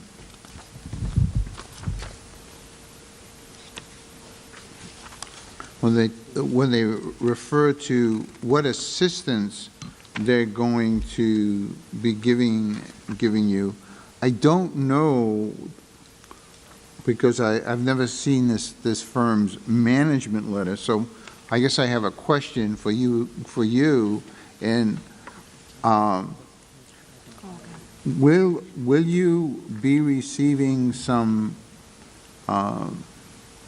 management structure as well as just an audit of the numbers? Yes, that would be part of the engagement letter where you would spell out what is expected from each of us. But you would have, with audited financial statements comes a management letter. All right. Okay. What I would also suggest that because I'm not writing the engagement letter, but I would like to see a uniform system of budgeting that was a little bit more comprehensive than what I experienced. It seems to me a lot of questions were directed at you, that only people with a lot of experience on this council knew. So I felt at times that there was a great deal of well, I wouldn't say hide and seek, but search in terms of trying to get an answer to questions, or trying to understand the budget materials. And I was impressed by what the tech school presented in their budget, and I know it's not as comprehensive because it was just one that was addressed to education rather than across the board. But it was certainly, at least for me, a lot easier to understand that presentation than the other. And this is not by way of criticism. This is by way of somebody who is a neophyte here looking at this, but not necessarily a neophyte looking at budgets. And I found it very, very difficult to follow from what I read. So I would like to see a great more ease of literacy in connection with the budget than presented. And the only reason I know that I have a daughter. Yes, Councilor Mass? Yeah. The That's a motion, point of order. the motion, I believe, is on who the appointed auditor is, not the scope of work. I'd ask that we keep our comments to the motion before us. I agree. Councilor Burson, we can definitely talk about this, but I think just right now we just need to vote on who the auditing firm actually is, because we have to do that. We have a date certain that we have to do that on. So, Councilor Wheeler? I don't mean to contradict what was just said, but I would just like to address that this firm, I believe, in their response, did note that they are available to attend town meetings, and so my hope is that if we contract them, that they could be available at least during an important budget meeting to offer their expertise. I also did reference checks on another firm who also came highly recommended, but I was particularly impressed with Power & Sullivan's proposal, and so I'm going to support appointing them as the firm. Okay, any other discussion? All in favor? Aye. Opposed? Abstain? Motion carries. Councilor Gilmore. The City Council moved that it be ordered that the Greenfield City Council, pursuant to Charter Section 2-10, accepts the following appointments by the mayor. For the Human Rights Commission, Tracy Burley, for a 3-year term expiring December 31st, 2022. Human Rights Commission, William Wood Perry, 3-year term expiring December 31st, 2022. Human Rights Commission, Daniel Cancer Yalowitz, 3-year term expiring December 31st, 2022. Zoning Board of Appeals, Deborah Jokes, 3-year term expiring December 31st, 2022. Greenfield Conservation Commission, Fletcher Harrington, the remainder of a 3-year term which expires December 31st, 2021. Second. Motion's been made and seconded. Any discussion? All in favor? Aye. Opposed? Abstain. Motion carries. Councilor Gilmore, could you read the city preliminary election warrant from page 77? You only need to read the motion, not the whole warrant. All right. What is this, for the election? Yes. Yes. Madam President, I'm hearing whisperings that we do have to read the whole warrant, and I think that's what we did. Yes. Okay. Sure. I'll read fast. Yep, no problem. The City Council moved that it be ordered that the Greenfield City Council hereby approves the attached city primary election warrant for September 10th, 2019, and further authorizes the City Council President to sign said warrant on behalf of the City Council. Second. You want to read the warrant? City preliminary election warrant, City of Greenfield, Commonwealth of Massachusetts, Franklin, SS, to either the constables of the City of Greenfield, County of Franklin. Greetings. In the name of the Commonwealth of Massachusetts, you are hereby required to notify and warn the inhabitants of said city who are qualified to vote in elections to meet at the polling place designated for the several precincts in said cities as follows. Precincts 1 through 9, Greenfield High School Gymnasium, 21 Bar Avenue. On Tuesday, the 10th day of September, 2019, from 7 a.m. to 8 p.m. for the following purpose. To choose by ballot the following city office. 1 mayor, 4-year term, 2 city councilors at large, 4-year term. Given under our hands this 21st day of August 2019. Karen Reno, City Council President. A true copy attest to the constable and date of posting. Second. Okay, any discussion? Seeing none, all in favor? Aye. Opposed? Abstain? Motion carries. Presentation of petitions and similar papers. Report of committees. I know that Councilor Stemple probably wanted to report on her committee. She's not here. Okay. She has left the building. And CRE is not here. I don't know if Councilor Gilmore or Councilor Wheeler, you want to report on your committees? Okay. Very briefly, we've got a lot of things on the table right now. We have a couple things out for legal opinion, so we're hoping to wrap a lot of those things up in September. We're trying to balance doing things right and doing things quickly. Yep. Yeah, it's hard. Because we want to do both, but Yep. we're going to err on the side of doing it right. Yep. Thank you. Unfinished business.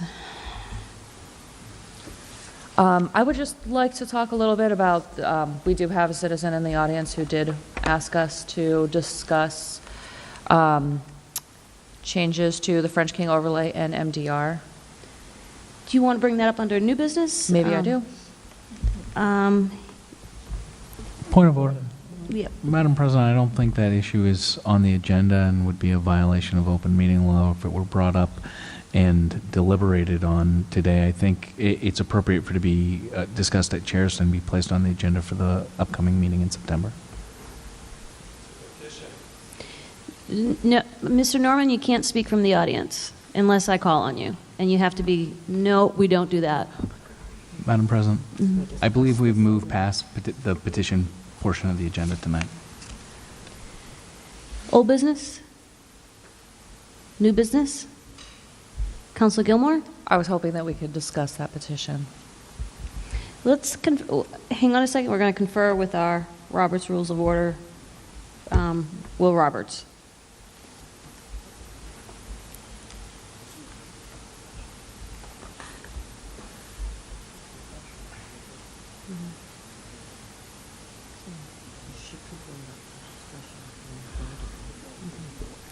Okay. Okay. So, Councilor Gilmore, you could bring it up for discussion. We can't vote on it, but just so that everybody knows, it is on the September chair's agenda. So, if you want to discuss it, you can discuss it, but there's no voting. There's no vote to take. If there's no vote to take, then it's probably not worth discussing, but I do recognize that some of our constituents are a little bit upset that they were willing to support us making a compromise, and now they don't feel like they're getting their side of the bargain honored. that grammatically was not a great sentence, and I'm getting very tired. They feel like they supported us in this compromise. Some of them didn't even support the compromise, and now they feel like what they were getting out of it has been taken away, and they want us to reconsider the sacrifice that was made as part of that compromise. So I would like us to think about that more seriously. Does anybody else want to make any comments? Council Burson? Support Council Gilmore's view of this. In only in basic fairness that it would appear to me that all the issues such as the library, such as the Safe City, have gone to the voters, and why not this one? And I understand the procedural problems in connection with it, and the signatures, and the timing, and the confusion in the charter. But having said all that, I think in basic fairness to the voting members of this city, they might as well vote on that as voting on the library and the Safe City, and it's all become, in terms of the library and the zoning, an integral part of it. And you and I were here hearing one individual after another say, you know, I'm going along with this, but I really don't want to go along with it. And I understand and applaud the bargain that you made in order to get the library done, because I you know, for my part, having a kind of a Sophie's choice between one and the other, I chose the library, and the process was political, and I you know, I don't necessarily applaud it, but I understand it, and I'm bound by it if I agree to it. On the other hand, the underpinnings of all that now has seemed to disappear, and the overwhelming will of the town or the city seems to be that anything of any major consequence is going to be decided by the voters. So I see little difference between, you know, notwithstanding the process, I see a little difference between this and what is happening in actuality relative to these three decisions. So if there is some way to put the zoning issue on the ballot alongside the library issue and alongside the Safe City issue, so be it. But again, that's my view, and I understand and respect the rules of the process here. Vice President Ricketts? Okay, this is the exact thing I alluded to earlier this month. It's almost 11 o'clock, and doing a new issue at 11 o'clock after a full day's work, and as tired as we are, this is absolutely not the time to start a discussion on this. The minute someone said, we'll bring it to the next chairs, I don't understand what part of that anybody's missing, but I think it needs to end now, and I would like to make a motion to adjourn. Point of order. Councilor Mass? Madam President, do we not have a first reading that needs to be done tonight? We do. So why did we let this one go through? Councilor Wheeler? Oh, I don't want to speak to the content of the petition right now, but I support taking it up at chairs and probably putting it on the agenda for next month. Okay. No, I was okay, there's no motion. It was just under new business.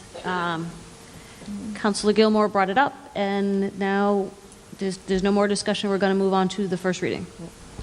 City Council first rereading, August 21st, 2019, approve repurposing in the amount of $300,000 of previously authorized for repair of the Maplebrook culvert for I&I, inflow and infiltration, evaluation and repairs. Motions for reconsideration? And a motion to adjourn. So moved. Okay, all in favor? Aye. Opposed, abstained, motion carries. Thank you, have a good night.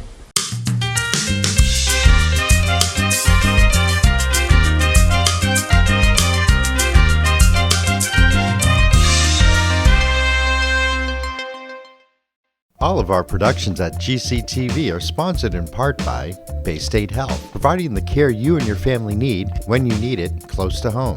Visit them online at baystatehealth.org. Greenfield Savings Bank. Visit them at 400 Main Street in Greenfield. Call them at 774-3191 or go online to greenfieldsavings.com.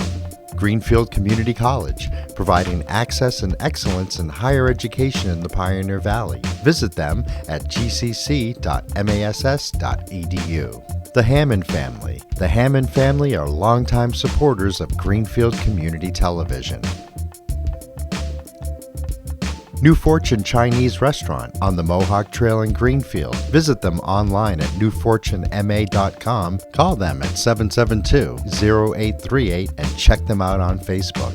Real Cleaning Services, cleaning Hampshire and Franklin County since 1972. We don't cut corners, we clean them. Check them out online at realclean.com. Call them at 413-422-1143.